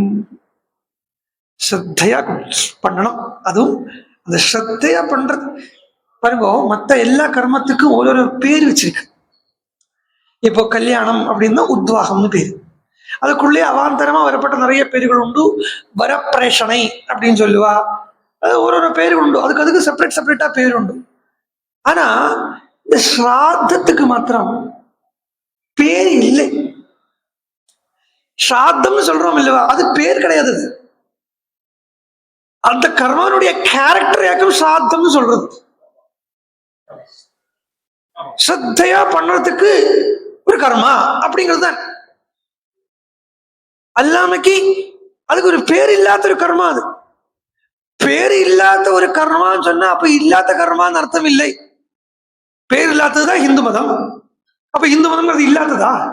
அப்போ யாருக்கும் அது பேசிக்கா த மஸ்ட் அப்படின்னு சொல்லி வச்சிருக்கிற ஒரு கர்மா. அது பண்றத ஸ்ரத்தையா பண்றது. சோ அந்த கேரக்டராக்கும் சாத்தம், ஸ்ரத்தையா எத்துதம் சாத்தம். அதை அந்த பிதற்கள் திருப்தியாக பிதர்களுக்கு நம்ம மேல ஒரு கன்சிடரேஷன் வர, இந்த பிதிரு தேவதைகள் இருக்காளே அவதான் குழந்தைக்காக நமக்கு அனுகிரகம் பண்றான். இது கொஞ்சம் சட்டிலா பார்த்தேன்னா, பிதிரு தேவதைகள் பூர்லோகத்துல இருக்கான்னு சொல்றது. பூர்லோகம் அந்த லோகத்துல பித்ருலோகம்னு தனியா ஒரு லோகம் இருக்கு, அங்க இருக்கான்னு சொல்லப்படுறது. இங்க பூமியில ஒரு ஜீவன் போறதே, செத்து போறதே, இதெல்லாமே இந்த ஜீவன் எல்லாமே காரண சரீரம் மாத்திரமாக. ஸ்தூல சரீரம் மண்ணோட மண்ணா போயிடும். இதுக்குள்ள நான் ஒரு கான்ட்ரவர்சிக்கு இடம் தரேன். இப்ப பாருங்க, நேற்றுக்கு ஒரு கொஸ்டின்ல விட்டுருக்கேன், அது இன்னைக்கு முடியறதுக்குள்ள சொல்லிடுவேன். இப்ப நடுவுல question in between the question answer என்ன தெரியுமோ? சார்த்தமும் பண்றா, அடுத்த ஜென்மா இருக்குன்னு சொல்றா, இரண்டு மேட்ச் ஆக மாட்டேங்கிறது. யோசிச்சு பார்த்திருக்கோமா? அதாவது அடுத்த ஜென்மா இருக்குங்கிறா, சார்த்தமும் பண்றா, அப்ப சொல்றா இப்ப நம்ம இந்த ஜென்மால இங்க சார்த்தம் பண்ணோமானா அடுத்த ஜென்மால அது எங்கேயாவது பிறந்திருக்கிறதுக்கு ஆகாரம் கிடைக்குங்கிற. அதெல்லாம் சும்மா சும்மா இல்லை. இதுதான் நம்ம மூணு சரீரம் நான் அப்பப்ப சொல்லுவேனே, ஸ்தூலம், சூக்ஷ்மம், காரணம். இந்த ஸ்தூல சரீரம்ங்கிறது இந்த பிசிக்கல் பாடி மண்ணால பண்ணப்பட்டது, அது மண்ணோட மண்ணா போயிடுறது. சூக்ஷ்ம சரீரம் பித்ருலோகம் வரைக்கும் போகும். சூக்ஷ்ம சரீரமாக்கம் பித்ருலோகத்துல போய் இருக்கு. அந்த பித்ருலோகத்தில இருந்து சொர்க்க சுகம் வரைக்கும் அந்த சூக்ஷ்ம சரீரம் தான் அனுபவிக்கிறது. இது வேதம் சொல்றத மனோமயமான கோஷம் அப்படின்னு இந்த சரீரத்தை சொல்றது. தஸ்ய மனோமயமான ஒரு ஆத்மாவை சொல்றது வேதம், உபனிஷத்து. தஸ்ய யஜுரேவ சிரஹ தட்சிண பக்ஷ சாமோத்தர பக்ஷ ஆதேச ஆத்மா அதர்வாங்கிரச புச்சம் பிரதிஷ்டா ததப்பேஷ ஸ்லோகோ பவதி இப்படின்னு வேதம் சொல்லிட்டு, ரிக்கு, யஜுசு, சாமம் இதெல்லாமே அவனுடைய சிரசம் பக்ஷங்களாகவும் இருக்கு. அதர்வத்துல உட்கார்ந்து வேதத்துல வேதமயமான ஒரு சரீரமாக்கும். அது பிதர்லோகம் வரைக்கும் போறது, சொர்க்கலோகம் வரைக்கும் போறது வேதமயமான சரீரம். அது சூக்ஷ்ம சரீரம் தான். ஸ்தூல சரீரம் வேதமயமானது இல்லை. ஸ்தூல சரீரம் மிருண்மயமானது. இந்த பிசிக்கல் பாடி இருக்கே, இது மிருண்மயம். மிருண்ணா மண்ணுமயமானது. அது அக்னியிலேயோ இதையோ விழுந்து அது தகனமாயிடுறது, மண்ணோட மண்ணா போயிடுறது. இந்த சூக்ஷ்ம சரீரம் வேதமயமான சரீரம். அந்த வேதமயமான சரீரம் எங்க போறது அப்படின்னு கேட்டா, சொர்க்கலோகத்துக்கோ பித்ருலோகத்துக்கோ போறது. அது அங்கேயும் இருக்கும். அங்கிருந்து அது அடுத்தடுத்த லெவல் அடைஞ்சிக்கும் அவ பிராரப்தத்தை படி. அடுத்த ஒரு அதாவது பித்ருலோகத்துக்கு முதல்ல போறது வச்சுங்க. இந்த சரீரம் இந்த சூக்ஷ்ம சரீரம் பித்ருலோகத்துக்கு முதல்ல கொண்டு வைக்கிறான், புள்ளை கொண்டு வைக்கிறான். சபிண்டீகரணத்தை அன்னைக்கு பித்ருகணங்களோட கூட சேர்த்து வைக்கிறான். பித்ருகணங்களோட கூட சேர்த்து வைக்கிறானா? அப்போ வசூன்னு ஒரு கணம், ருத்ரா அப்படின்னு ஒரு கணம், ஆதித்யாக அப்படின்னு ஒரு கணம். வசு, ருத்ரா, ஆதித்யா. இதான் சாதம் பண்றவளுக்கு தெரியும். வசுருத்ரா ஆதித்ய ஸ்வரூபா, வசுருத்ரா ஆதித்ய ஸ்வரூபா. வசு கணம், கணம்னா ஒரு குரூப். ருத்ரா கணம், ருத்ர கணம் ஒரு குரூப். ஆதித்ய கணம்ங்கிறது அது ஒரு குரூப். இது மூணு குரூப். நம்ம அப்பா சாதம் பண்றத நம்ம தாத்தா எல்லாம் இந்த பசு கணத்துல உட்காந்துட்டு, நம்ம தாத்தா பசு கணத்துல உட்காந்துட்டு நம்ம சாதம் பண்றத ப்ரமோஷன் கிடைச்சிடும். தாத்தா ருத்ர கணத்துக்கு போயிடுவார், அப்பாவை சபிண்டி கணத்தை அன்னைக்கு வசு கணத்துல புள்ள கொண்டு உட்கார வைக்கிறார். ஸ்கூல்ல குழந்தைகளை நர்சரியில சேர்த்துட்டு வரா மாதிரி வசுரூபா. உடனே சாதம் சபிண்டீகரணம் முடிஞ்ச உடனே சாதம். அந்த சாதத்துக்கு சொல்றத வசுரூபாவத்தை அப்பாவை சொல்லும். உடனே 12வது அன்னைக்கு நீங்க பார்த்தேன், அந்த சித்து போய் 12வது அன்னைக்கு பார்த்தேன்னா சபிண்டீகரணம் முடிச்சுட்டு போய் ஸ்நானம் எல்லாம் பண்ணிட்டு திரும்பி ஒரு சார்த்தம் உண்டு. முதல் சார்த்தம் அது ஆக்சுவலா ஒரு வருஷத்துக்கு அப்புறம் நடக்க வேண்டியதை ரிஷிகள் சேர்த்து ஆபஸ்தம்பரதும் சேர்த்து வச்சுட்டான் பக்கத்துல. ஏன்னா ஆபஸ்தம்பர் ரொம்ப தொலைநோக்கு பார்வை உள்ள ரிஷி. என்ன பண்ணிட்டார், இப்போ சப்போஸ் இந்த ஒரு வருஷ நடுவுல ஐதர் இவாத்துல கல்யாணம் வரலாம், இல்ல பூணல் நடக்கலாம், நல்ல காரியங்கள் தடப்பட்டு போகக்கூடாது, இல்ல இந்த கர்த்தாவே போயிடலாம். அப்புறம் யாரு போய் அப்பாவுக்கு அப்புறம் வசூலா பண்ணி வைக்கிறது என்கிறதுனால ஆபஸ்தம்பரனுடைய கருணை சேர்த்து வச்சுட்டார். சோ வசுகணம் அப்ப நம்ம சாதம் பண்றத அப்பா வசுகணத்துக்கு வந்துடுவார், அப்பாட அப்பா ருத்ரகணத்துக்கு போயிடுவார், அப்பாவோட தாத்தா ஆதித்ய கணத்துக்கு போயிட்டாரா. இப்ப நம்ம புள்ள சாதம் பண்றேன், நமக்கு பண்றேன், அப்ப நம்ம வசுகணத்துல போய் உட்காருவோம். பாருங்க, நான் இப்ப ஒரு காரியம் சொல்றேன், நமக்கு சாதம் பண்றேன்னு நானே சொல்லிக்கிறேன்னு சொல்லிட்டு தீன்னு சொன்னா வாயெல்லாம் ஒன்றும் பொழிடாது. இன்னும் என்னைக்கு இருந்தாலும் அவளுக்கு தான் போறது. சாரதம் போட போறாளோ இல்லையோ அது நமக்கு தெரியாது. பட் மரணம்ங்கிறது இன்னைக்கு நல்லா உண்டு. அதனால நமக்கு சாரதம் பண்ணிக்கிறத பிள்ளை பண்றத நம்ம வசுகணத்துக்கு போவோம், நம்ம அப்பா ருத்ரகணத்துக்கு போயிடுவார், நம்ம தாத்தா ஆதித்ய கணத்துக்கு போவார். அப்ப அதுக்கு முன்னாடி இந்த குழு தாத்தா எங்க போவார்? இவா எல்லாம் பித்ரு தேவதைகளா மாட்டுவா. அந்த கர்மாவை இங்க கொள்ளுப்பேரன் பண்ணப்பட்ட கர்மாவனுடைய அடிப்படையில கொள்ளு தாத்தாக்கு சொர்க்கலோகத்துல பிராப்தி. இந்த ஸ்டெப்பு, அதாவது இப்படி எப்படி ப்ரமோஷன் கிரேட் இருக்குங்கிறது தைத்திரிய உபனிஷத்தே சொல்லிட்டு போறது. தைத்திரிய உபனிஷத்தை இதெல்லாம் சொல்லிட்டு போறது. ஏஷ மனுஷ்யானந்தா, ஏஷ கந்தர்வானாம் ஆனந்தா, ஏஷ பித்ருதேவானாம் ஆனந்தா, ஏஷ ஆதானதான தேவானா கர்மதேவானாம் ஆனந்தா, யாக யக்ஞாதிகள் எல்லாம் பண்ணப்பட்டவா சொர்க்கத்துக்கு போய் உட்கார்றா, இதெல்லாம் அவளுடைய ஆனந்தம் அப்படின்னு சொல்லிட்டு போறது. அந்த டிகிரியை சொல்றது வேதம் சொல்லிட்டு போறது. இப்ப நான் ஏன் சொல்ல வந்தேன், சூக்ஷ்ம சரீரம் பித்ருலோகத்துக்கு போயிடும், அதுக்கப்புறம் சொர்க்கலோகத்துக்கு போறது என்ன, இந்த காரண சரீரம்னு இருக்கு, காஸ்வல் பாடி. இந்த காஸ்வல் பாடி பித்ருலோகத்துக்கும் போகாது, இந்த பூமியிலே இருக்காது. அதைத்தான் கடல்ல போய் கலந்து கடல்ல இருந்து மேக ரூபத்துல ஆகாசத்துல சுத்தி இருக்கும்னு சொல்றோம். அந்த ஜீவ பிந்து நீங்க பாகவதத்துல பார்த்தீங்கன்னா ஒரு ஜீவன் எப்படி உற்பத்தி ஆகுறதுங்கிறத கபில பகவான் சொல்றத, மேகம் வழியா மழையாக மாறி மழை வழியாக அந்த ஜீவன் இந்த who used to be his father, who will be his father, who would be his father, அந்த அப்பாக்கு பிடிச்ச அப்பா சாப்பிட போற ஆகாரத்துல போய் உட்கார்ந்து உள்ள வருதுங்கிறத ஆறு வழி காட்டி கொடுக்குறா. நீ இதுல போய் உட்காருது, இந்த வழி காட்டி கொடுக்கறதுக்கு ஒருத்தர் வேணுமே, அதுதான் பிதர்கள். அதுதான் பிதர்கள். அந்த என்ன இவன் வம்சத்துல வேணே வரா, அப்ப இவன் என்ன சாப்பிடுவான்னு அவ நிச்சயிச்சிடுவான், அவதான் வழி காட்டி கொடுப்பான். அவளுடைய காட்டி கொடுக்கறது தான் நம்ம இங்க இருந்து போ அங்க போ அப்படி போகணும் இல்லை, அவளுடைய சங்கல்பம் இந்த ஜீவனை அந்த ஆகாரத்துல எக்ஸாக்டா போய் உட்கார வைக்கும். அந்த காரண சரீரம் அப்பானுடைய கர்ப்பத்துக்குள்ள 2 மாசம், அம்மானுடைய கர்ப்பத்துக்குள்ள 10 மாசம் எடுத்து அந்த காரண சரீரம் கர்ப்பத்துல வச்சு புதுசா ஒரு ஸ்தூல சரீரத்தையும் புதுசா ஒரு சூக்ஷ்ம சரீரத்தையும் உருவாக்கிக்கிறது. ஸ்தூல சரீரம் சூக்ஷ்ம சரீரம் அழியறதுல இல்லை காரியம், காரண சரீரத்தையும் கடக்கக்கூடிய நிலையில தான் பிரம்மானுபவம். அப்பத்தான் புனர்ஜன்ம நவித்தியதே. அதான் புனர்ஜன்மத்துக்கு பிரதிபந்தகமா இருக்கப்பட்ட விஷயங்கள் ஸ்தூல சரீரம் மாத்திரமில்லை, சூக்ஷ்ம சரீரம் மாத்திரமில்லை, காரண சரீரமும் அதுல உண்டு.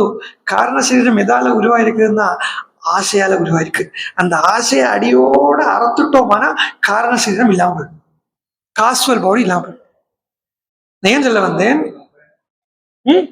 அப்புறம் ஜென்மம் இல்லை, அப்புறம் ஜென்மம் இல்லை.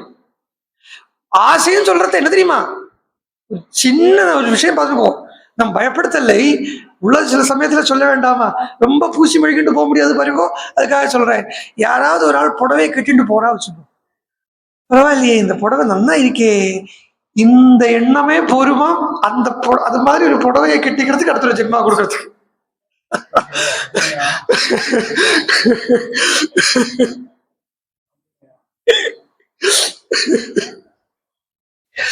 அதனால அவன் ஏன் சொல்லிட்டு வந்து இந்த பகீரதன் தான் இவாளுக்கு இந்த 60,000 பேருக்கும் பகீரதன் குழந்தை இல்லைன்னு சொல்றத இந்த 60,000 பேருடைய சங்கல்பம் பகீரதனுக்கு குழந்தைய கொடுக்கறது. ஆனா அது கொடுக்கறத குழந்தைய முதல்ல கொடுக்கறது இல்லை, அவளுக்கு உண்டான வழியை பண்றதுக்காக பகீரதனை தபஸ் பண்ண வைக்கிறது. அந்த பித்திருக்களுடைய இல்லாட்டினா அந்த 60,000 பேருடைய அந்த அனுகிரகம் பகீரதன் நேரா கோகர்ண கஷேத்திரத்துக்கு வந்து தபஸ் பண்றான். ஊர் அப்படிங்கிற கோகர்ணம்ங்கிற ஊர் இருக்கு, இருக்கு, எப்பவும் இருக்கு. ஆனா எப்போதும் சொல்ற மாதிரி பிசிக்கலா மட்டும் பார்க்காதீங்க, ஜியோகிராபிக்கலா மட்டும் பார்க்காதீங்க, அதனுடைய அர்த்தத்தை பாருங்க. கோகர்ணம் அப்படின்னு சொன்னாலே பகீரதன் என்ன பண்றான்னு கேட்டா, இப்ப பகீரதன் என்ன பண்ண போறான்னா வேற ஒன்றும் இல்லை, பகீரதன் அவ 60,000 பேருக்கும் சரீரத்தை இல்லாம பண்ண வைக்க போறான். மாத்திரமில்லை, தானும் இந்த ஜீவன் முக்தி ஸ்திதி அடைய போறான் அப்படிங்கிறதாக்கம். இந்த கங்கா பிரவாகம் அப்படிங்கிறது இன்னைக்கு இங்க ஒழுகப்பட்ட கங்கையை பகீரதன் கொண்டு வந்தானோ கொண்டு வரலையோ அது இருக்கட்டும், 2ஆம் பட்சம். வாஸ்தவத்துல சரீரத்துக்குள்ள ஒரு கங்கா பிரவாகம் இருக்கு. அந்த கங்கா பிரவாகம் கீழேந்து மேல வர்றது. முதல் நாள்ல இருந்து சொல்லிட்டு இருக்கிற ஒரு பிரவாகம் இருக்கு இல்லையா, மகாபிராண சக்தி, குண்டலினி சக்தி. இந்த கங்கை தான் பகீரதன் தபசால கொண்டு வர. அது எப்படி? ஆனா இவ கதையில சொல்றத மேலேந்து கீழே வரா அப்படின்னு தானே கங்கை சொல்றது. நம்ம இதோ இந்த மகாபிராண சக்தி குண்டலினி சக்திய கீழேந்து மேல போறது சொல்றோமே அப்படின்னா அங்க ஒரு சின்ன சூக்ஷம் இருக்கு. அதுக்கு பகவத்கீதையை ஒண்ணு எட்டி பார்த்தா தெரிஞ்சிட போறது. பகவத்கீதையில 15வது அத்தியாயம் புருஷோத்தம யோகா அப்படின்னு அதுக்கு பேரு. அந்த புருஷோத்தம யோகத்துல ஒரு விருட்சத்தை பத்தி பகவான் எக்ஸ்பிளைன் பண்றான். ஊர்த்வமூலமதசாகம் அஸ்வத்தம் பிராகுரவ்யயம் அப்படின்னு ஒரு விருட்சம் இன்வெர்டடா இருக்கு. ஊர்த்வ மூலம் அதசாகா, மூலம் வந்து மேல இருக்கு, அதனுடைய சாகை கீழே இருக்குங்கிறான். அப்போ அது இன்வெர்டடா இருக்கு, தலை திரும்பி இருக்கு. அது என்ன சொல்றார்? அவ்யக்தம்னு சொல்றார் பகவான். அதை பிரம்மம் அர்த்தம். அந்த விருட்சம் ஈஸ்வரன் அப்படின்னு அர்த்தம். அந்த விருட்சத்தை எடுத்துங்கோ, இன்வெர்டடா இருக்கு. அந்த விருட்சத்தை இதுவா பாருங்க. இப்ப சரீரம், அந்த சரீரத்திற்கு சூக்ஷ்ம சரீரமா அந்த விருட்சத்தை பாருங்க. அந்த சரீரத்தை, ஐ மீன் அந்த விருட்சத்தை சூக்ஷ்ம சரீரமா பாருங்க. பார்த்து பார்க்கறத கொஞ்சம் புரியாம இருக்கலாம், ஒண்ணு கவனிச்சுங்கோ, 2 வாட்டி சொல்றேன். அதாவது ஒரு லாஜிக், சின்ன ஒரு லாஜிக் கேட்டா புரிஞ்சிடும். நான் இப்போ 2 கான்ட்ரவர்சியும் சொல்லியிருக்கேன். கங்கை வந்து மேலேந்து கீழே வராங்கிற சொல்றோமே, அப்ப அது எப்படி கீழேந்து மேல வரக்கூடிய பிராணசக்தி ஆகும் அப்படின்னு கேட்டா, ஒரு விஷயம் தலை திரும்பி இருக்கிறத, அந்த தலை திரும்பி இருக்கக்கூடியதுல, தலை திரும்பி இருக்கக்கூடிய விஷயத்துக்கு மேலேந்து கீழே வருது அப்படின்னு சொன்னோமானா, அதையே நேரா வச்சா அது எப்படி ஆகும்? புரியலை. உல்டாவா இருக்கிற விஷயத்துக்கு மேலேந்து கீழே அப்படின்னு டைரக்ஷன் சொன்னோமானா, அந்த உல்டாவா இருக்கிற விஷயத்த கரெக்டா பண்ணோமானா அந்த டைரக்ஷன் எப்படி மாறும்? கீழே இருந்து மேலேந்து மாறும் இல்லையா? இதுதான் நடக்கிறது. வாஸ்தவத்துல இங்க ஒரு சின்ன டீகோடிங், என்கோடிங், டீகோடிங்கோட வேலையை வச்சிருக்கார் வால்மீகி பகவான். மேலேந்து கீழே அப்படின்னு சொல்றத கங்கை மேலேந்து கீழே வரல. ஆக்சுவலா இருக்கிறவன் தலை திரும்பி இருக்கான், அது இருக்கிறவன் தலை திரும்பி இருக்கான். அப்ப அது மேலேந்து கீழே வரா மாதிரி தோணுறது. அவனை ஸ்டடி பண்ணிட்டோமானா அது கீழே இருந்து மேல ஆயிடும். இந்த கங்கா பிரவாகத்தை தான் சொல்றது. இந்த மூலாதாரத்திலிருந்து கிளம்பி வரக்கூடிய மகாபிராண சக்தி என்கிற அந்த கங்கா, கங்கைன்னு அங்க சொல்றது சாதாரணமா கங்கைன்னு சொன்னோமானா காம் கதா, அதாவது பூமிக்கு வந்தவள் அப்படின்னு ஒரு அர்த்தம். காம்னா பூமி, பூமிக்கு வந்தவள் என்ற அர்த்தத்துல கங்கான்னு சொல்றா. ஆனா இந்த மகாபிராண சக்தியா சக்தி ரூபத்தில் இருக்கக்கூடிய கங்கை காத் கதா, பூமியிலேந்து கிளம்பினவள் அர்த்தம் எடுத்தான். பூமின்னு சொல்றத மூலாதாரம், மூலாதார தத்துவத்துக்கு மூலாதாரம் இருக்கு இல்லையா, அதுக்கு பூமியாகும் தத்துவம். பூமி பஞ்சபூத தத்துவம் 5 சக்கரத்திலேயும் சொல்லப்படுறது. மூலாதாரத்துக்கு பூமி, சுவாதிஷ்டானத்துக்கு நிலம் ஜலம், அப்புறம் மணிப்பூரத்துக்கு அக்னி, அநாகதத்துக்கு காத்து, விசுத்திக்கு ஆகாசம், இப்படின்னு இந்த 5 பஞ்சபூத தத்துவமாவே ஒரு சொல்லப்படுறது. அப்படி சொல்லப்படுறத பூமியிலேருந்து வந்தவள் அப்படின்னு அர்த்தம் எடுத்துக்கணும், பூமிக்கு வந்தவள் என்ற அர்த்தத்தை விட்டுடணும். ராமாயணத்தை ராஜயோக முறையில பார்த்தா இப்படி எடுத்துக்கணும். இப்படி எடுத்தா கரெக்டா இருக்கு. இதுக்கு இல்லாட்டனா நான் ஒரு காரியம் கேட்கிறேன், பகீரதனுக்கு முன்னாடி அப்ப கடல் இல்லையா? நேற்றுக்கு இதுதான் கேட்டுவிட்டேன் லாஸ்ட். பகீரதனுக்கு முன்னாடி கடல் இல்லையா? இல்ல சகர சக்கரவர்த்திக்கு முன்னாடி கடலே இல்லையா? இல்லை பகீரதனுக்கு முன்னாடி கங்கை ஒழுக இல்லையா? இது என்ன யமுனா இருக்குன்னு சொன்னா அப்ப கங்கையே இல்லாம போயிருக்கணும். நான் சொல்றது புரியுறதா? பகீரதன் வந்ததுக்கு அப்புறம் தான் கங்கை பூமிக்கு வந்தாள் அப்படின்னு சொன்னோமானா இப்ப யமுனை இருந்ததே. அப்ப யமுனையை விட பெருசுதானே கங்கையை சொல்றோம். அப்ப பூமிக்கு வந்தது அல்ல இங்க கணக்கு, பிசிக்கல் அல்ல இங்க விஷயம். இங்க அம்புட்டும் கம்ப்ளீட்டும் சூக்ஷ்மமா போறது. இந்த கங்கைங்கிறது விஷயமே ஒழுகிட்டு வரப்பட்ட ஜலஸ்ரோதஸ் இல்லை கங்கான்னு சொல்றோம். உள்ள ஆக்டிவா இருக்கப்பட்ட அந்த சக்தி ஸ்ரோதஸேக்கும் இங்க கங்காங்கிறோம். அந்த சக்தியை தபஸ் பண்ணி கொண்டு வரத கோகர்ண கஷேத்திரத்துக்கு தான் போய் தபஸ் பண்ண முடியும். ஏன்னா கோ கர்ணம், கர்ணம்னு வந்துருதா ஸ்ரவணம், ஸ்ரவணம் மனனம் நிதித்தியாசம் அதுதான் நடக்கிறது.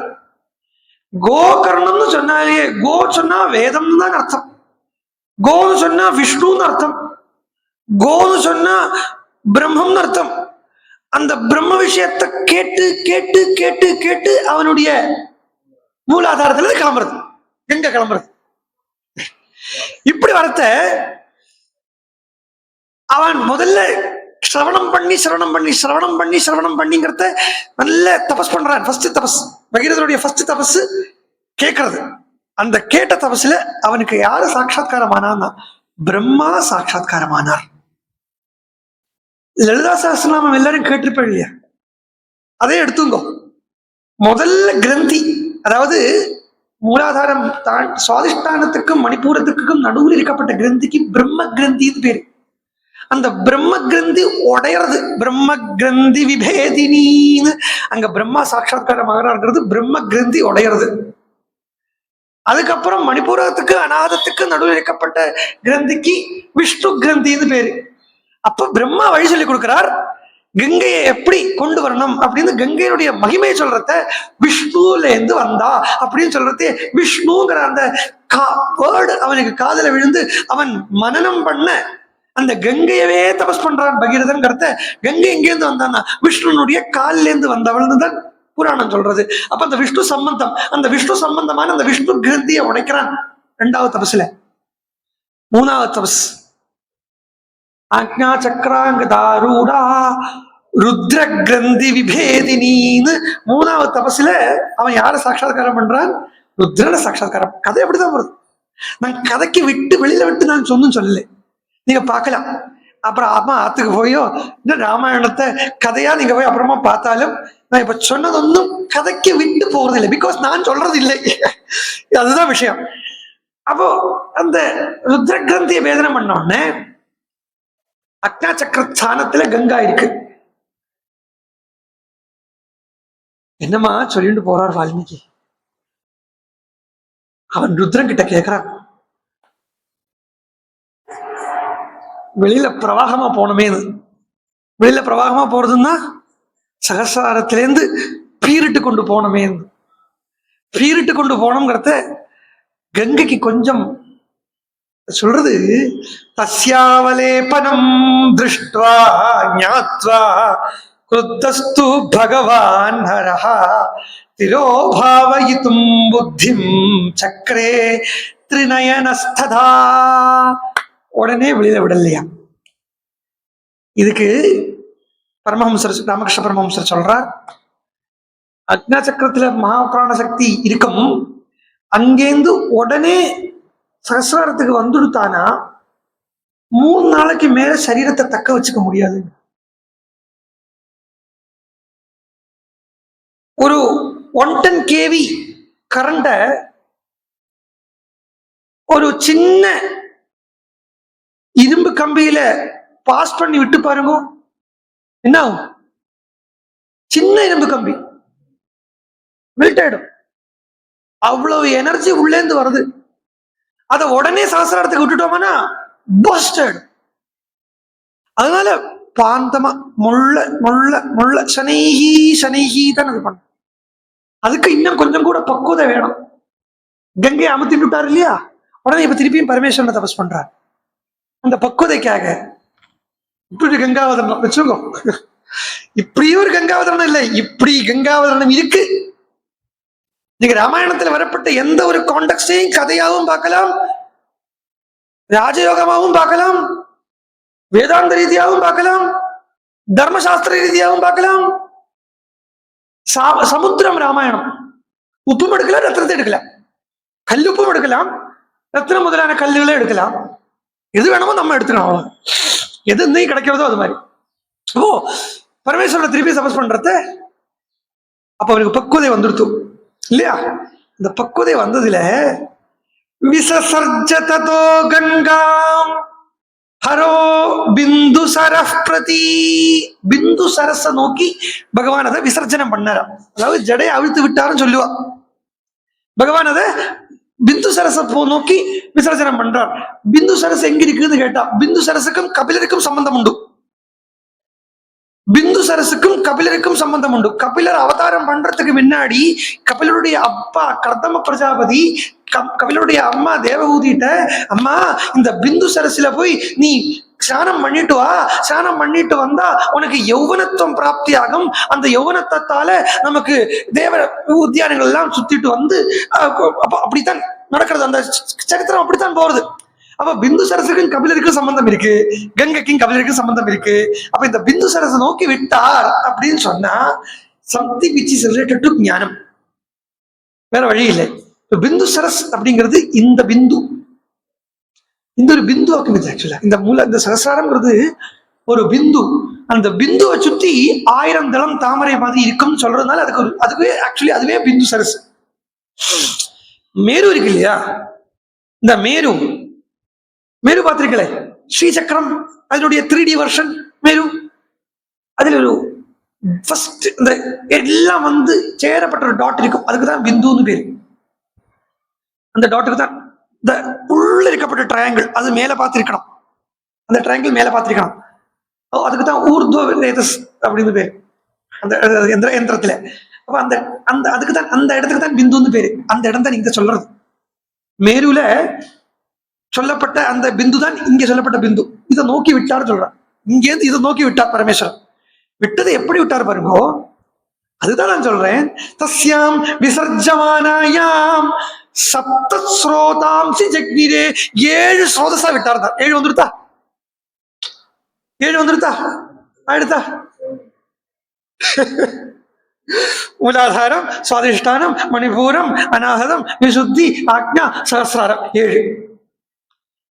இந்த 7 எங்க வருதோ அங்க ராஜயோகம் இருக்குன்னு அர்த்தம். ராஜயோகம் இந்த இதுதான் சொல்றதுன்னு அர்த்தம். சங்கீதம் நாத யோகம் சொல்றா, அங்கே 7 இருக்கு. சரிகமா பதனி 7 தானே இருக்கு, 7 ஸ்வரம் தானே இருக்கு. ஷட்ஜம்னு பேரு. ஷட்ஜம்னா 6க்கு ஆதாரம், சாதாரண மூலாதாரம். நீங்கிறது சகசிராரம். அதனாலேயே நீல ரொம்ப நேரம் நிற்க முடியாது, நீல ரொம்ப நேரம் நிற்க முடியாது.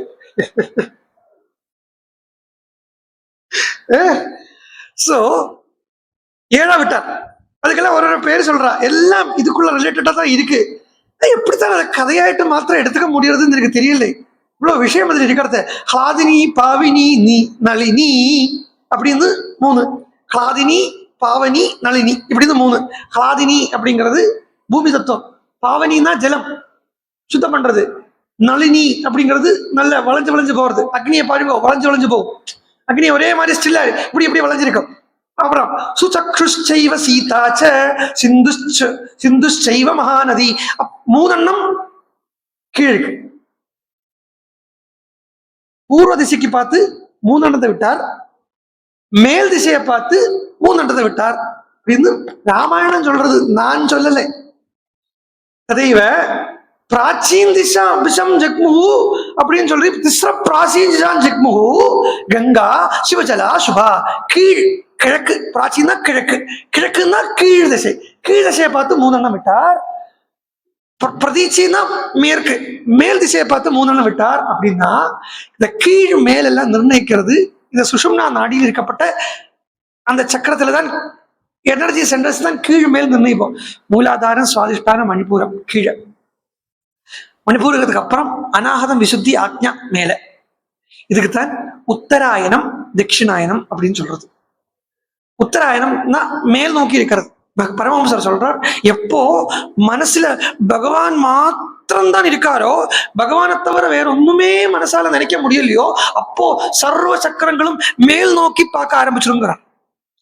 இப்போ இந்த கீழே இருக்கக்கூடிய சக்கரங்கள் இருக்கு இல்லையா, அதாவது மூலாதாரம், சுவாதிஷ்டானம், மணிப்பூர். கொஞ்சம் தியரட்டிக்கலா போறேன், புரியும் உங்களுக்கு.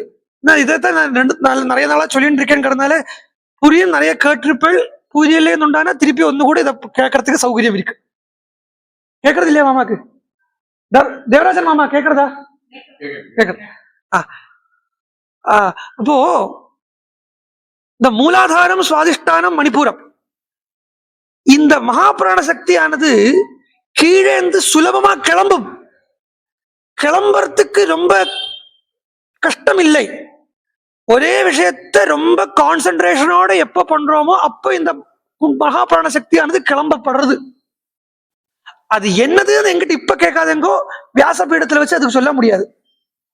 இறங்கினதுக்கு அப்புறம் பதில் சொல்லலாம் எங்க கிளம்புறது அது. ஆனா மூலாதாரத்துக்குள்ள இருந்து கிளம்பி சுவாதிஷ்டானம் வரைக்கும் வந்து மணிப்பூரகத்தை தாண்டாம திருப்பி கீழே வந்துடும். அந்த மணிப்பூரகத்தை தாண்டிட்டு அதுக்கப்புறம் மேல போறதுன்னு அர்த்தம்.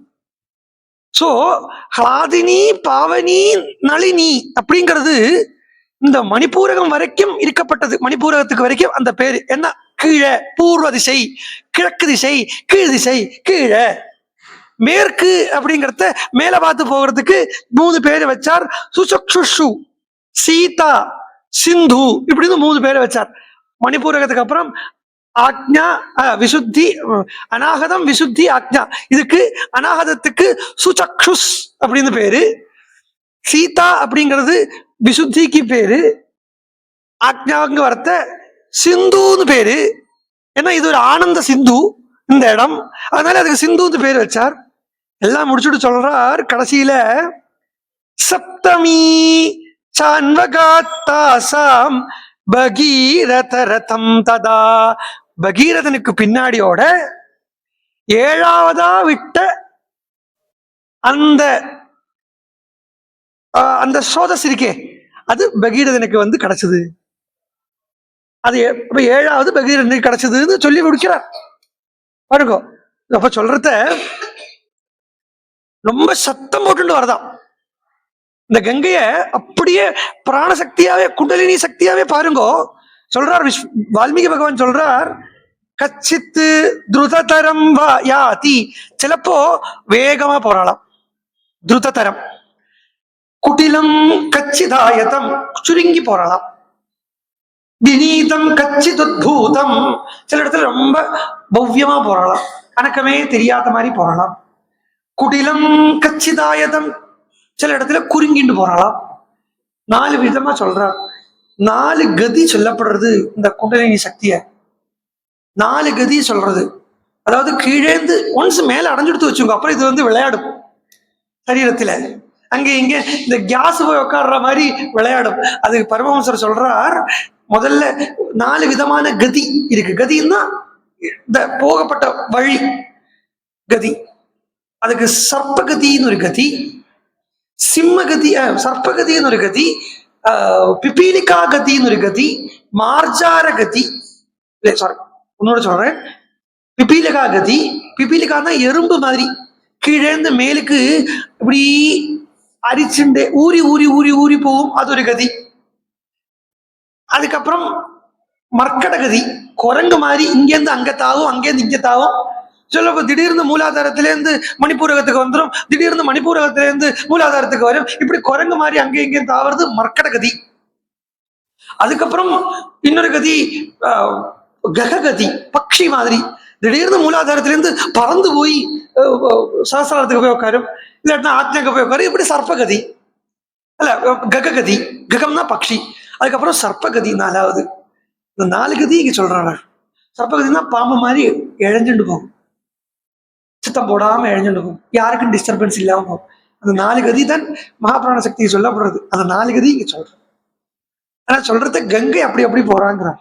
அப்ப இந்த கங்கைய எடுத்துக்க வேண்டிய முறையில் எடுத்துட்டோமானா நல்லா இந்த கங்கை ஆவிர்வாவமானது எங்கேயோ கங்கோத்திரியிலேருந்து சாகரத்துக்கு இல்லை, இங்கேயே ஆவிர்வாவமா இருக்கு. இதுக்குள்ளே ஒரு கங்கா பிரவாகம் தான் அப்படின்னு தெரியும். அங்கேருந்து போய் பகீரதன் பின்னாடியோட போறத, பகீரதன் அடைஞ்சவன் இல்லையா, பகீரதன் அடைஞ்சவன்.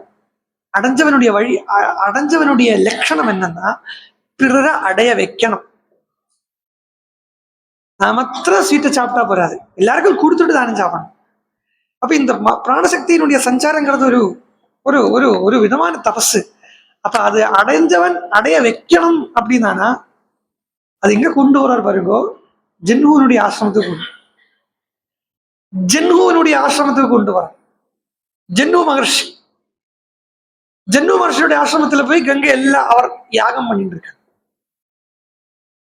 அங்கேயும் யாகம் வருது, தூங்கோ, அங்கேயும் யாகம் வருது, கர்மா வருது. இது ஞானபதம். இப்ப நான் சொன்னது பூரா ஞானபதம். கர்மாக்கு அங்க இடமே கிடையாது. அதனால இந்த ஞான ரூபியான கங்கை என்ன பண்ணா பாருங்கோ, ஜென்ஹு மகர்ஷியுடைய ஆசிரமத்துக்குள்ள புகுந்து அவர் பண்ணின்ற இந்த கர்மாவை எல்லாத்தையும் துவம்சம் பண்ணாங்க. அவருடைய யாக குண்டத்தை எல்லாத்தையும் இல்லாம பண்ணா, அவருடைய சமச பாத்திரத்தை எல்லாத்தையும் எடுத்துட்டு போனா, இப்படி எல்லாம் சொல்றது என்னன்னா கர்ம ரஹிதமாக்குறது. ஜென்ஹு நைஷ்கர்ம சித்திக்கு கங்கை கொண்டு வந்தா, பகீரதனால கொண்டு வரப்பட்டார். அப்படி அந்த பகீரதன் அவருக்கு அந்த கங்கா அனுபவத்தை கொடுத்து, அதாவது அவருக்கு அந்த ஆத்மா அனுபவத்தை கொடுத்து, அவர் இன்னும் பிறருக்கு கொடுக்கறதுக்கு அவரை நியமிக்கிறான் பகீரதன். நீ இப்ப நான் உனக்கு தந்தா மாதிரி நீ பல பேருக்கு கொடு அப்படின்னு கொடுக்கறது. எப்படி கொடுக்கணும்னு கேட்டா காது வழியா டிரான்ஸ்பர் பண்ணும். அதுதான் ஜென்ஹு மகர்ஷி காதால விட்டார் அப்படின்னா, காதால விட்டான்னு சொன்னார். அப்போ பகீரதன் கையில இருந்தப்போ அந்த கங்கைக்கு பாகீரதின்னு பேரு வந்தது, பகீரதனுடைய சம்பந்தத்தால.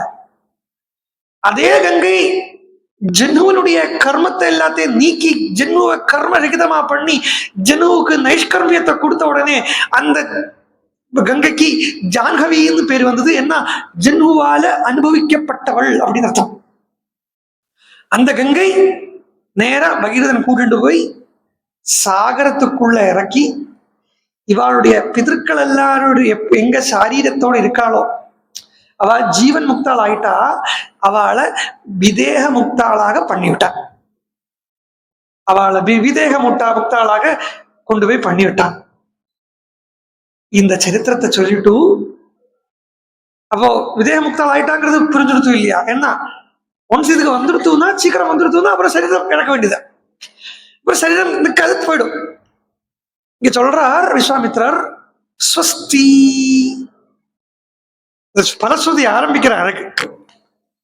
ஸ்வஸ்தி பிராப்னுஹி பத்ரம் தே, ஸ்வஸ்தி பத்ரம் தே, 2 ஆசீர்வாதம். அடைய முடியாத விஷயத்தை அடைஞ்சிருக்கேப்பா, கேட்க முடியாத விஷயம் கேட்டிருக்கோம், ஸ்வஸ்தி. இதுதான் சு அஸ்தி, சரியான இருப்புன்னு அர்த்தம். ஸ்வஸ்தி பிராப்னுஹி பத்ரம் தே சந்தியா காலேதி வர்த்ததே.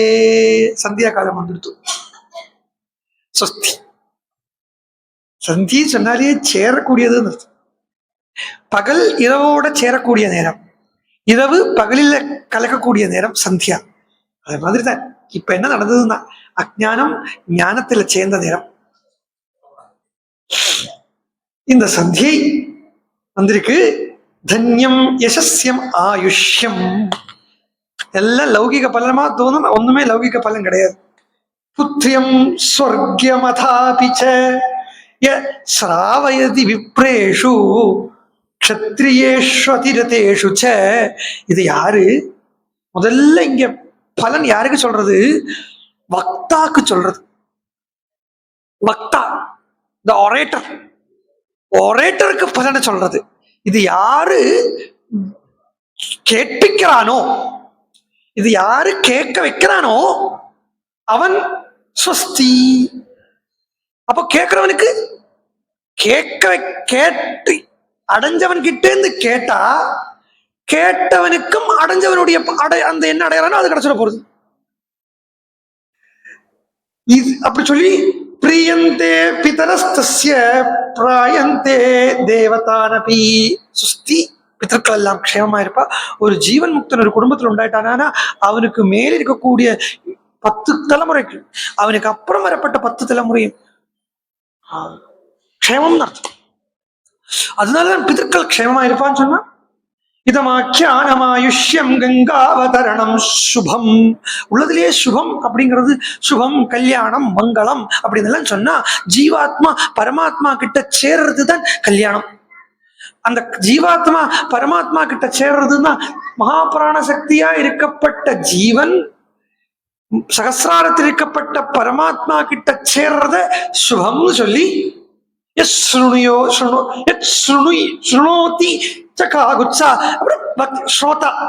கேட்கப்பட்டவாளை சொல்றா.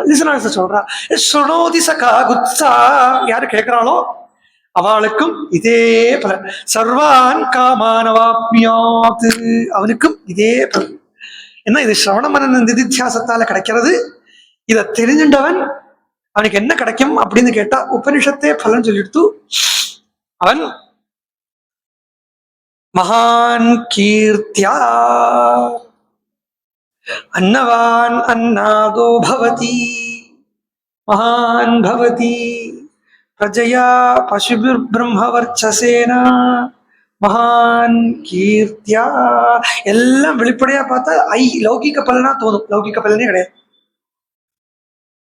பூர்ணமா அம்பிட்டு ஞான பாகமா தான் இருக்கு. ராமாயணத்துல கங்காவதரணமும் சரி, உபனிஷத்துல இந்த பலஸ்ருதியை சொல்ற இடங்களும் சரி. உபனிஷத்துல பலஸ்ருதி வந்ததுன்னா கர்மகாண்டத்துல சொல்ற மாதிரி மழை பெய்யும், குழந்தை பிறக்கும், அது இதுன்னு கர்மகாண்டம் சொல்ற மாதிரி உபனிஷத் சொல்லாது. அப்ப உபனிஷத்துல குழந்தைங்கிறது வேற. பிரபோத சுதா குழந்தைன்னா அங்க என்னன்னா பிரபோதம் தான் சுதன். பிரபோதம்னா என்லைட்மெண்ட். பக்தி சுதா, பக்தி தான் பெண் அப்படின்னு சொல்லும். சோ இங்க சொல்லி அதை சொல்றார். சர்வான் காமான் அவாப்னியாது சர்வே பாபா பிரணஷ்யந்தி ஆயுः கீர்த்திஷ்ச வர்ததே. அவன் என்ன அடையணும்னு இருக்கானோ அவனுக்கு அடைய வேண்டியது அடைஞ்சுட்டானா அப்புறம் 1 கோடி ரூபாய் கிடைச்சிருத்துன்னா அப்புறம் 10 ரூபாய்க்கு யார்கிட்டயாவது கையில போய் நிற்கணுமா? அந்த 1 கோடி பெற்று இல்லை 16 பெற்று சொல்றோம் இல்லையா, அதுவே ஈஸ்வரன் அடையிறதுன்னு அர்த்தம். 16 கலாரூபமா இருக்கப்பட்ட பூர்ணம் பிரம்மத்தை அடையிறது தான் 16 பெற்றுன்னு சொல்றா.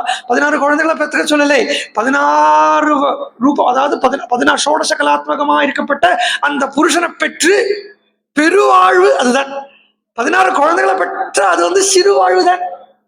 ஆனா 16 கலையா இருக்கப்பட்ட பகவானை பெற்ற அதுதான் பெருவாழ்வு. அந்த பெருவாழ்வு அடைவாள் அப்படின்னு இந்த கங்காவதாரணத்துக்கு சொல்லியிருக்கு. நாளைக்கு மருத்கணங்களுடைய சரித்திரம் இருக்கும். அகல்யா சாபமோக்ஷம் நாளைக்கு பிரதானமா. அகல்யா சாபமோக்ஷம் சொல்லப்படாது, அகல்யாவை ராமர் ஏத்துக்கிறது. அது மாதிரி நாளைக்கு மிथिला நகர பிரவேசம் இருக்கும். நாளைக்கு ஜானகி காந்த ஸ்மரணம். ஹரே ராம ராம ராம ஹரே ஹரே, ஹரே கிருஷ்ண கிருஷ்ண கிருஷ்ண ஹரே ஹரே, ஹரே ராம ராம ராம ஹரே ஹரே, ஹரே கிருஷ்ண கிருஷ்ண கிருஷ்ண ஹரே ஹரே.